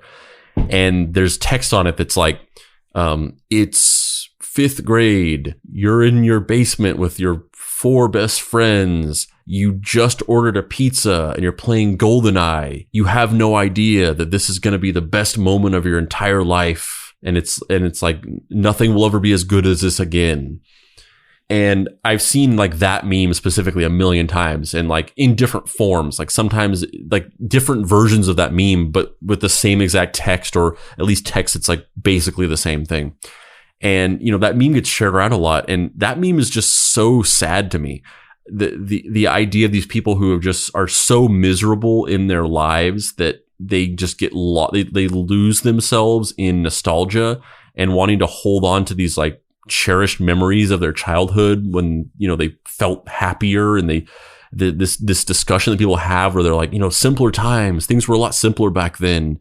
And obviously that's emblematic of just our capitalist society, and how, you know, the way that the infrastructure of our society works is that, you know, the top 1% of the wealthy rely on the bottom 99% of the impoverished to just be locked into an endless life of work for enough pay to survive, and this endless cycle of working and then, you know, surviving and working and surviving, and to the point where a lot of people in our country are just really unhappy with their lives and really depressed. And that meme, it just really encapsulates that, where you just have all these people who just like, they have nothing to look forward to on a daily basis. They're just sad. There's nothing going on in their lives, and all they can do is just cling on to this like fucking 90s nostalgia, and like, oh, Rugrats. I watched Rugrats when I was happy. The last time I was ever happy, I was watching Rugrats. So like, give me a fucking coffee mug with Rugrats on it or something. But you know, all of this long-windedness to say that type of mentality, and especially now in these last 8 months of people being isolated at their houses, and you have a lot of people, you know, a lot of people are lucky to at least be able to be quarantining with roommates or family members, wives, husbands, children, whatever. But there's a lot of people who are just alone, and some people might like that, and some people, it might just be amplifying their already crushing loneliness that they were already experiencing when they could go outside and go to a fucking crowded mall and lick somebody's face without being scared of dying or whatever. So now it's like, that's what you do in crowded malls? Yeah, I mean, I'm waiting for the vaccine to get right back to it. I don't know about you. But you know, I feel like that's how we met. You just licked my face, and I was like, oh yeah, cool. All yeah, right, you don't remember that? Yeah, it was like I imprinted onto you, and then it was there's no way of going back from that. Yeah, it's because you thought I was a child. You thought I was a baby. Mm-hmm, yeah, you were like, I must raise this wild thing. Yeah, it was the lone wolf and cub type situation. But these people that are already experiencing this crushing loneliness, and then it's just even not only that, but they're just like they're stuck in their houses, and they're like literally society and like the government and all of their peers. It's not even just like self-imposed isolation, but everybody around them is like, you shouldn't do that. Like you should not try to connect with other people because it's bad and unhealthy. And that sounds negative when I say it. I think that these guidelines that we're talking about are very necessary and are being completely ignored by a large amount of people, and it's very bad. But you can still understand that and also intellectualize the problematic aspects of it, that there are people in this world that these guidelines and what's currently happening in the world is not doing very good things for their mental health. That doesn't necessarily mean that they're not necessary. It's just a fact of the matter. It's not ideal that we're going through a pandemic right now. Nobody ever said it was. But in these moments of extreme isolation and extreme loneliness, this is when somebody is most vulnerable to becoming radicalized towards these ideals and getting these thoughts in their heads, and in a vacuum of loneliness and not connecting with other people and feeling like they're that they're being lied to and losing trust in any kind of system. These conspiracy theories and these beliefs are just they can just multiply like a fucking virus. And I think that is I think that I definitely feel for that in Richard McCaslin, and the fact that it seems like these things, these ideas, and this worldview and these paranoid delusions were able to just run rampant and rip through his mind like a cancer in the context of this extreme loneliness and isolation and lack of human connection. And I think that that's just how all of these beliefs take hold in people. And on that note, let's watch this fucking web series. So same thing. He hired that same Las Vegas-based production company, which is two guys, and they helped him produce this web show called Phantom Patriot's Retro Cinema, and they appeared as characters in it. They shot and edited it, and he made the costumes for it. And the first episode is almost kind of like it's 37 minutes, and it's almost kind of like a Mystery Science Theater style scenario where he is like the host. Phantom Patriot's the host, and he has a sidekick called Gnick, which is King backwards, who is a alien Elvis impersonator. And we're watching footage of Richard McCaslin in a domino mask beating the shit out of a punching bag and driving around his property in Pahrump, Nevada, and I just love this. Like it's not even getting going yet. I just love everything about it. Like at this point of watching this, I was just like, oh, this is just going to be some weird ranty conspiracy theory bullshit. And I mean, it's not that, but I was kind of blown away by what this actually ends up being, to be honest. Yeah, me too. Completely. And it's funny too, because in the book, it's funny because he's like just a black hole of charisma. He just really, which is funny because there's so much bizarre craziness and just an intensity that is within him that does not translate on camera at all. Yeah, that was what I was saying when I was like confused about him being from Ohio. He picked up a sheet that was like a sheet like a sign up sheet for Obamacare, and then he was like, let's put this in the trash where it belongs, and he threw it in a trash bin. Look at that thing behind him. It's a homemade bulletproof vest that is the logo in the silhouette of Phantom Patriot in the reverse shot. And if you can't tell, that's Richard McCaslin playing Gnick, the Elvis impersonating alien. Yeah, which is like an alien mask, like a gray alien mask with a Elvis wig and like a Elvis suit collar or whatever. And then he's like inside of a robot. I love that he refers to himself as PP. It just feels like he really likes to stroke that PP joke, you know? He definitely does. Strokes it a lot. Flashback. And then who made this CGI? Like, this is like not bad. It's not good. I mean, those are just like assets that they bought. Is it just random stock footage or whatever? Yeah, that's totally, yeah. Look at that shit though. That's so cool. There's these two grays arguing out in front of a giant flying saucer in the desert. Yeah, like, I mean, it's just, I don't know that we need to sit through all 37 minutes of this, but it's crashing your ship. Yeah, I mean, watching through this, he basically, after they have this whole intro preamble thing, goes on and they essentially like watch. It's like you said, it's Mystery Science Theater 3000. They start watching some old stock or not. They start watching some old public domain. Is it a cartoon? I think no, it's a movie. It's a William Tell black and white film. And yeah, it's like Pee-wee's Playhouse or whatever, like the King of Cartoons or Mystery Science Theater 3000. And like, other than the fact that like conspiracy theory bullshit is like sprinkled throughout, like I was just shocked at how this was not a like weird conspiracy theory propaganda talk show. It's like, I mean, they kind of explain in the beginning, it's like the Hawkeye thing where it's like what Phantom Patriot does on his off hours. And it's like some public access comedy show from the 90s. And it's like pretty well done for that. For a like homemade public access, like made by an outsider artist type person thing, it's pretty good. It's like I was just shocked at how, number one, well made it was, and number two, the fact that it wasn't just like conspiracy theory propaganda. It was like a genuine attempt at making an entertaining show. Well, let's go to episode 2. So this one is, it's kind of soft on the conspiracy. it's bookends that are these narratives of Gnick and Phantom Patriot, and then watching a movie that's public domain. Some time transpires, and Richard McCaslin reconfigures the idea of what the Phantom Patriot retro cinema is. And so he reconfigures it as a narrative talk show almost, where it would be more conspiracy theory stuff about Area 51. And he wanted it to be, the second episode, he wanted to be a team up with the Argyle Gargoyle, who is T. Krulos's real life superhero persona. And T. Krulos went out there to shoot this with him, and insert interview of me talking about what was it like to go out there and shoot this with him, where he ended up flipping an ATV and fucked up his leg. And yeah, anyway, but let's watch Phantom Patriot Retro Cinema Episode 2, Assault on Area 51. I love it.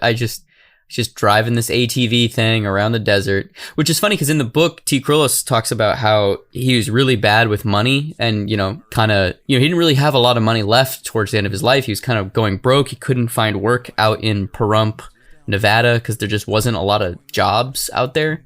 But then he bought an ATV because he thought it would look cool for this fucking movie.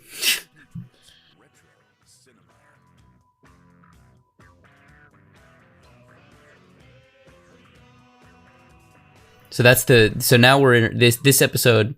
We really get to see the big bad of the series, the Thanos of the Phantom Patriot verse, Illuminatus, Illuminatus, whatever the shit this character's name is. He's a red-robed big bad villain who just has an eyeball for a face, and he looks fucking amazing. He looks so fucking cool, which, if you can't tell, that's Richard McCaslin playing Illuminatus, or Illuminatus, whatever the shit his name is.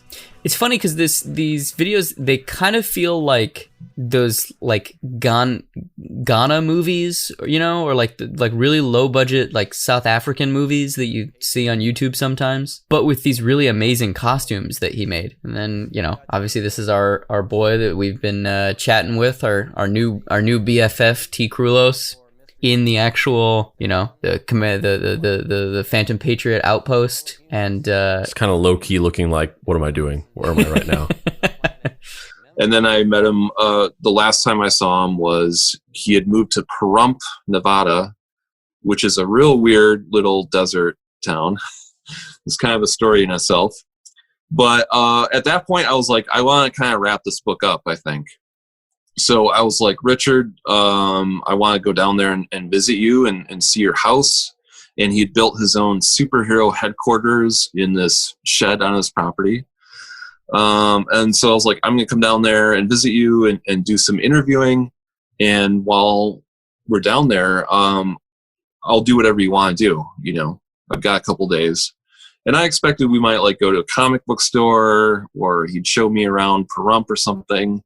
But instead, he told me that he wanted to film like this superhero action video, and that he wanted me to be a character in the video. And I was like, all right, well, I don't have any acting experience or anything, but if that's what you want, I'll do it.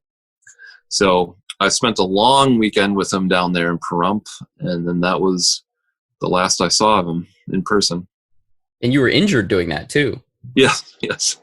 Yeah, he wanted me to do a stunt where I drove an ATV like down this miniature cliff, and he kept wanting me to do it faster and faster, and so finally I hit a bump and just kind of crashed the ATV, and sort of injured my leg, and actually blacked out for a second because I hit my head when I crashed the ATV as well. So yeah, I just to go back to that.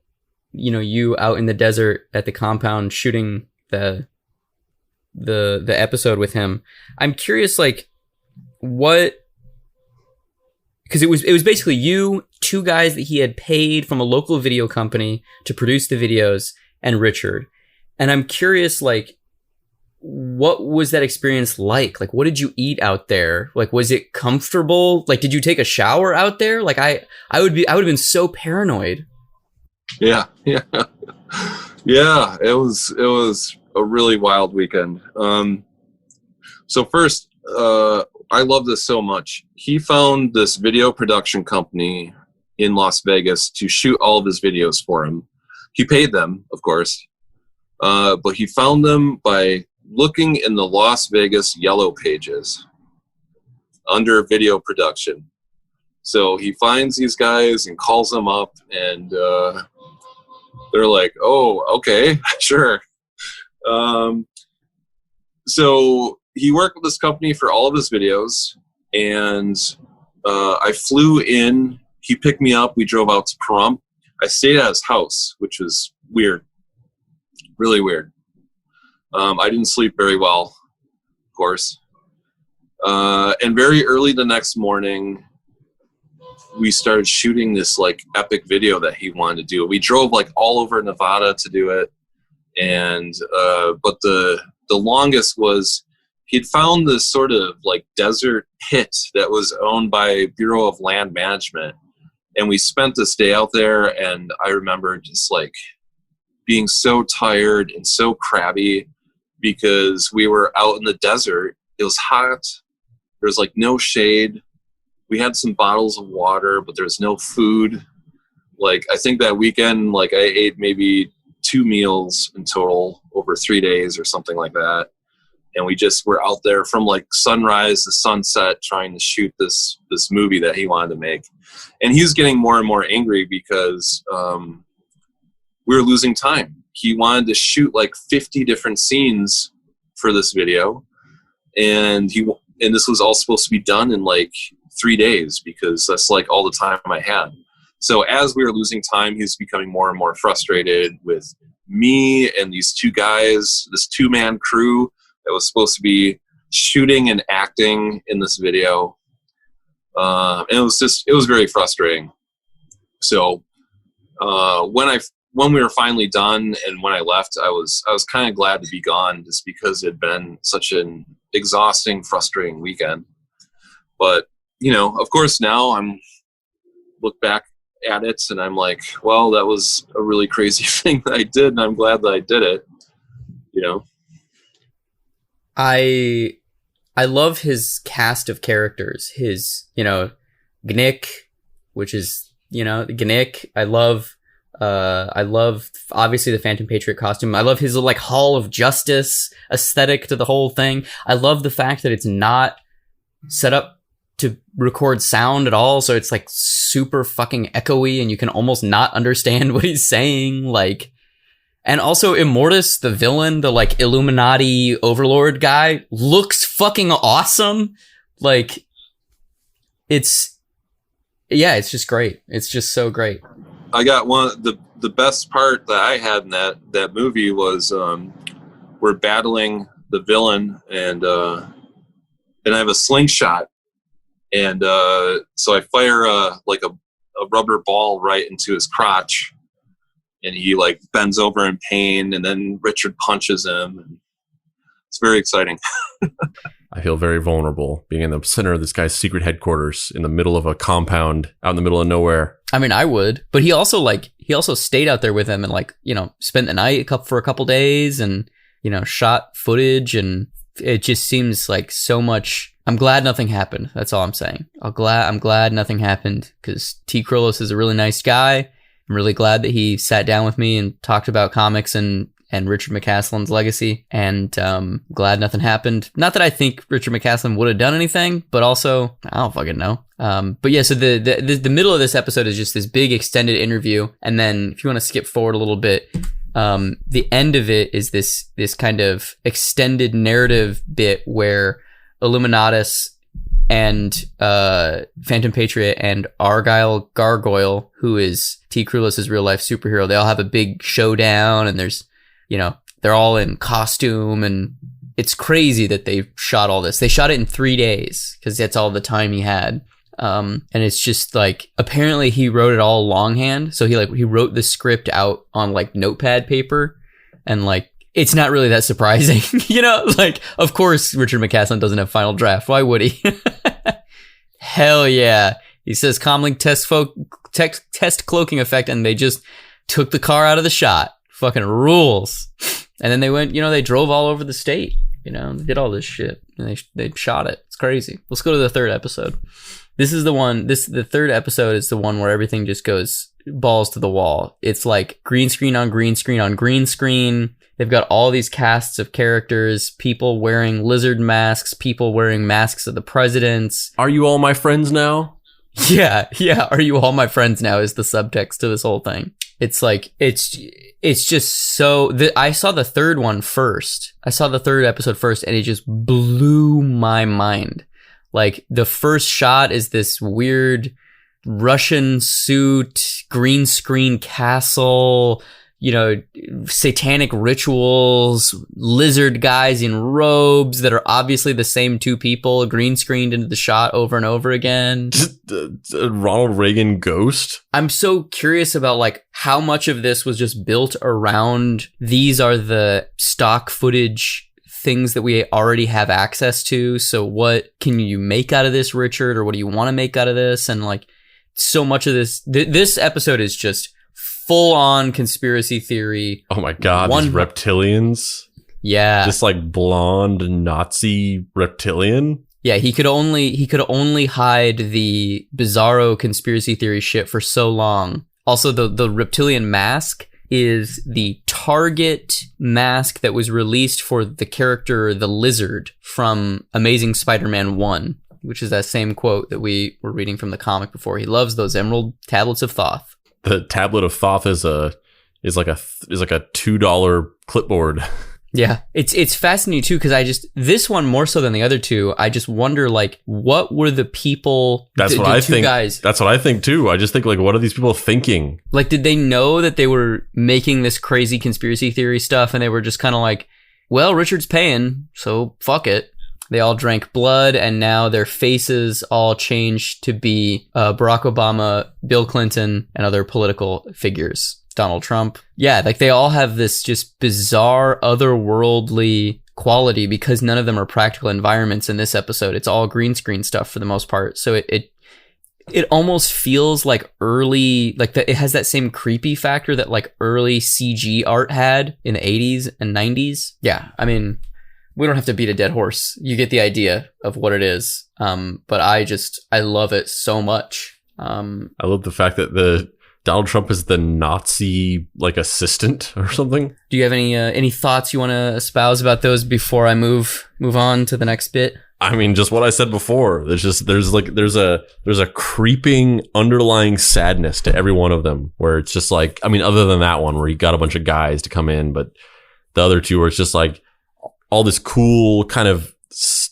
sort of interesting set design and costume design, and it's like surprisingly well put together for what it is or what it could have been. But in all these shots, it's just, especially those shots of him driving around, it's just him by himself, just interacting with nothing because he's just alone. And then this last one, I guess he got a bunch of guys, but you know, even that, it just feels like, oh, friends, you guys want to hang out with me? No, you're just here because I'm paying you. All right. Yeah. I mean, part of me, wants Richard to have had creative fulfillment, and another part of me is like his ideas are dangerous and could have hurt people, and so I'm glad that they didn't take off. Yeah, I know what you mean. Yeah, I mean, like I was hoping like his Stardust and Phantom show would be like a healthy direction he was moving in, is what I thought when I first started watching it. Yeah, but you're right. Some of his other videos have some pretty wild stuff in it. The only reason that I don't think some of his other videos are dangerous is because I don't think that people understand what the hell he's talking about in most of them. Yeah. Like some of the references he's making are like not only deep cuts, but like personal deep cuts that I don't think that anyone would really understand. That's kind of why I love them, because they view like journal entries. Like you're almost like you're watching Richard McCaslin's dreams, like he wants to be the Phantom Patriot. He wants to have this unending war against Illuminatus, this all-seeing big bad that's black and white. And, they're, all of the political establishment are eating children, and he can stop these reptile cannibals and blah, blah, blah. And that is, it's very compelling, and the bizarre production quality of everything being shot on green screen, and there being like two people playing every part.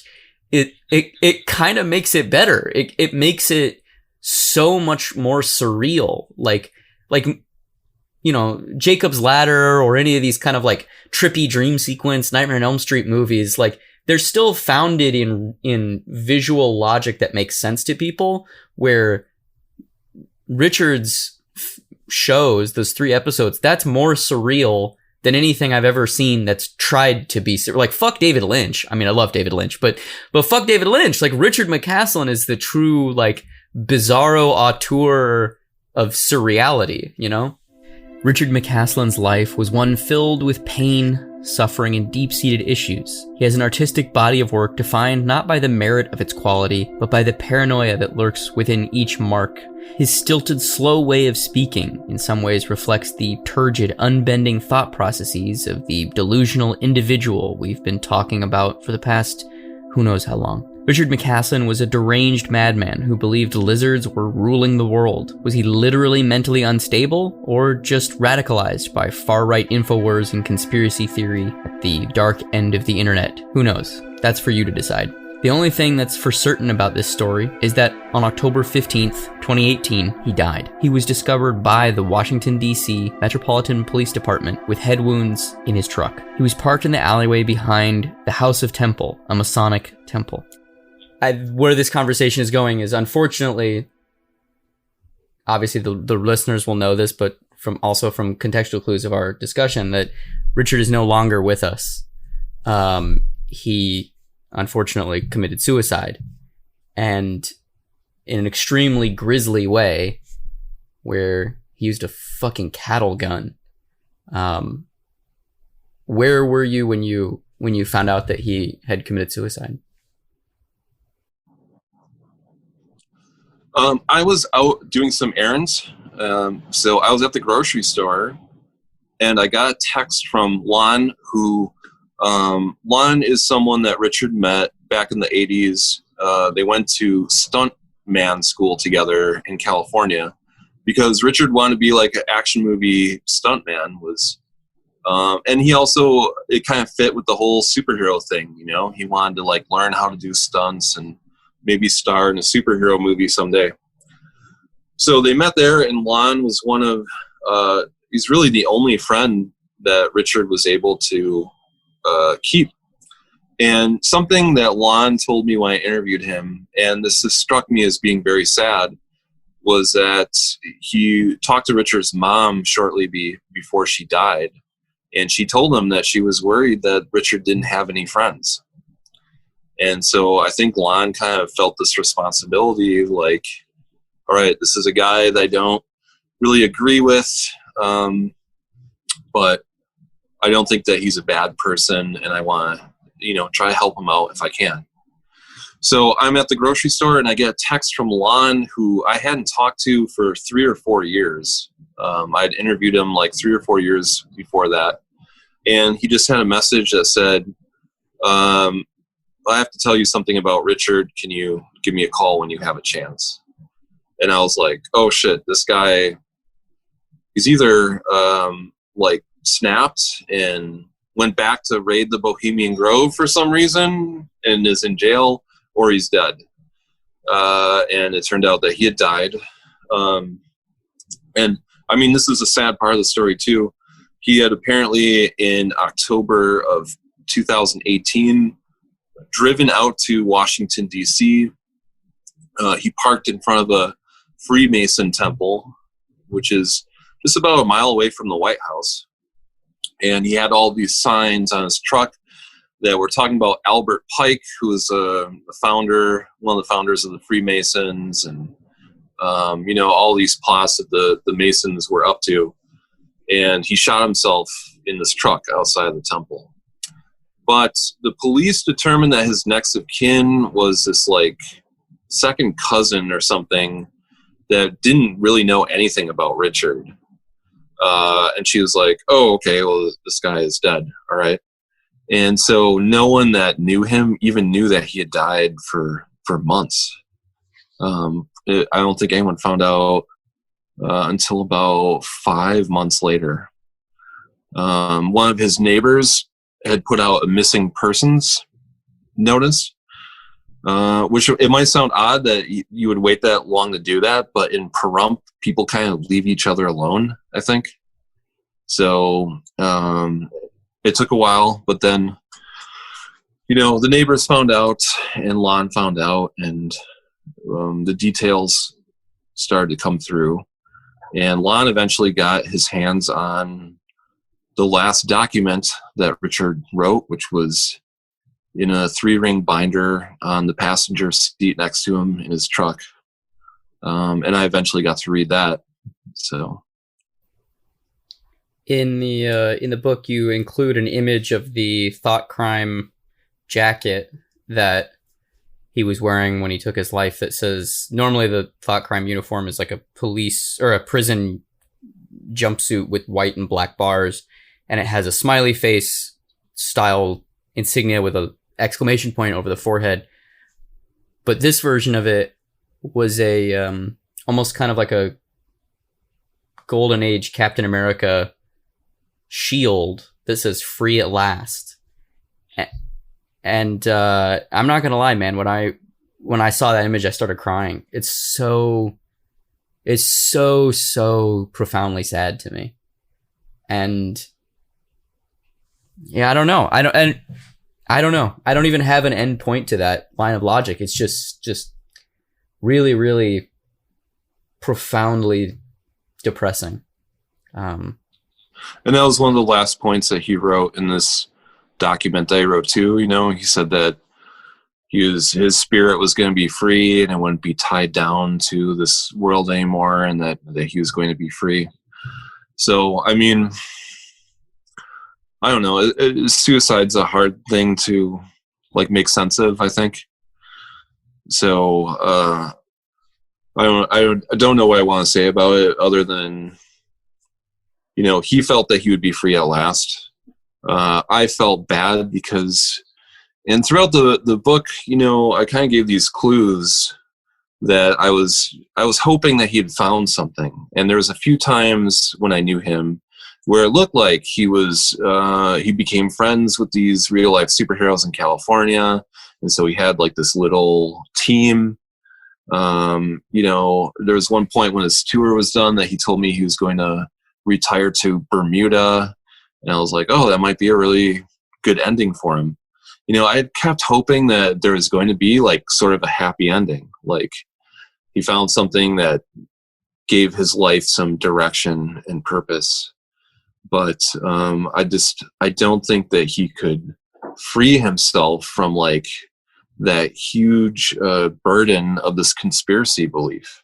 It had just overtaken his life, And rather than, in the case of Pizzagate, that guy did his raid and then he was like, you know what, I made a mistake. I saw some information and I went there and I didn't find anything. And then I realized, oh, this information I had was bad. So I made this mistake. But that never happened for Richard. It just kind of kept compounding and growing and growing. And I don't think it's something that he could have shaken. He died from self-inflicted wounds the next day. Do you think in his dream of dreams, do you think Richard McCaslin wanted to be this kind of Alex Jones, Phoenix Jones hybrid? He wanted to be a purveyor of conspiracy truth, but through the lens of superheroes? What is his end goal other than saving the, in air quotes, saving the kids in Bohemian Grove? What? I think that saving the kids was genuinely part of it, but I think that he also saw what was going to happen after that happened. So he was going to go into this place, free these children. They were going to arrest, George H.W. Bush and Henry Kissinger and all these other people involved in this conspiracy. And what a fantastic day that was going to be for him, because there'd be all these free children and evil politicians being shoved in a cop car, and he'd be surrounded by media. And then, the girl of his dreams, which was this country singer, would fall in love with him.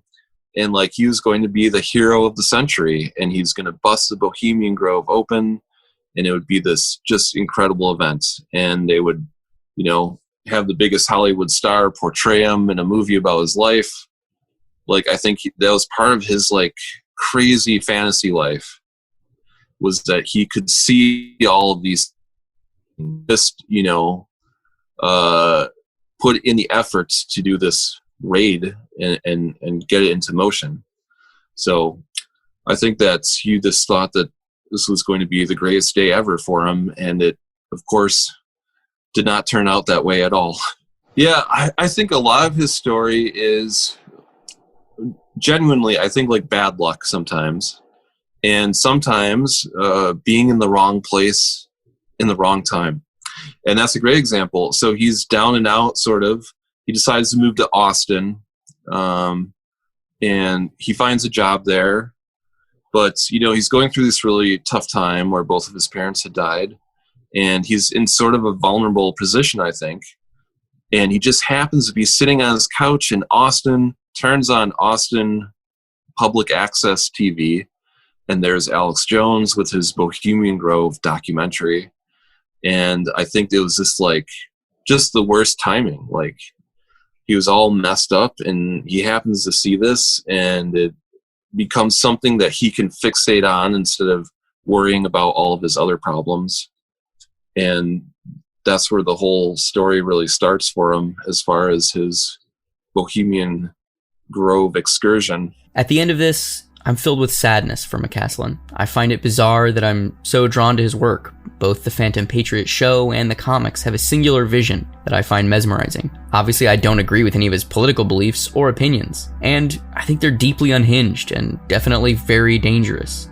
The man was a literal domestic terrorist, but there's something about the fact that he put so much care and craft into the construction of these stories that he was attempting to convert people to his belief system with. His costumes are simultaneously thrift store Halloween and 1990s direct-to-DVD greatness. Stories have a power. They're the one drug that are legally sanctioned and produced on an industrial level. And from where I sit, Richard McCaslin spent his entire life trapped in a story of his own making. I'm Dave Baker. And I'm Andrew Price. This has been Deep Cuts. You can find me on the internet at heydavebaker.com, where you can find my books, Fuck Off Squad, Action Hospital. Andrew. Oh, also, please go out and buy American Madness by T. Krulos, published by Feral Books, or Feral Publishing. I should know the name of that company, but I don't. And the book is great. I literally cried while reading it. It's amazing. A deeply, deeply moving piece of work. Both, I think Mr. Krulos did a wonderful job, and also it's the similar to Active Killing. It's the mind map of someone who is deeply unhinged, that hopefully we can all learn a little something from, in order to recognize those patterns in both ourselves and the people that we love. Yeah, you know, I think this book takes you down a very interesting story, and it kind of shows people where a lot of this stuff came from leading up to the end of 2019, which is when I finished the book. It's really funny because when I was turning the book in, which was about a year ago, I was like, I hope that there's some interesting stories about conspiracy in 2020. So when the book comes out, you know, I'll have something topical to tie it into. Well, you know, of course, it turned out that wasn't a problem. We're just being absolutely blasted with conspiracies and misinformation on everything. The pandemic, the civil unrest, the election, and like you say, continuing on right now with all these conspiracies about the election results. And I never thought when I turned this book in 2019 that we would see someone who openly believes in QAnon being elected to the House of Representatives, which is what happened this year in Georgia. Marjorie Greene is a QAnon believer, and she's now got a seat in the House of Representatives. Or that we would just be watching stories about conspiracy theory every day on the 6 o'clock news. Like, it's just unbelievable and really, really frightening. I think probably more frightening than Richard's story is. So it's just really wild to see this book that started out about being someone who was considered to be a really fringe crackpot, and I guess he was. But I mean, who's more of a fringe crackpot, Richard McCaslin or Donald Trump? You know, it's that's the world that we live in now. So it's been a very interesting to see that all unfold. My book, I have a website, tcrulos.com, which is just my name, TEAKRULOS.com. And there's more information about all the books that I've written. I write a weekly column there called T's Weird Week. But you can find American Madness anywhere that books are sold. Andrew, where can people find you on the internet? You can find me in the woods of Northern California, loaded to the gills with machine guns and knives, ready to storm the secret headquarters of the NWO and start slitting the throats of our reptilian overlords. And you can also find me at dapricerights.com, where you can get my book, Deadbolt, AI Private Eye.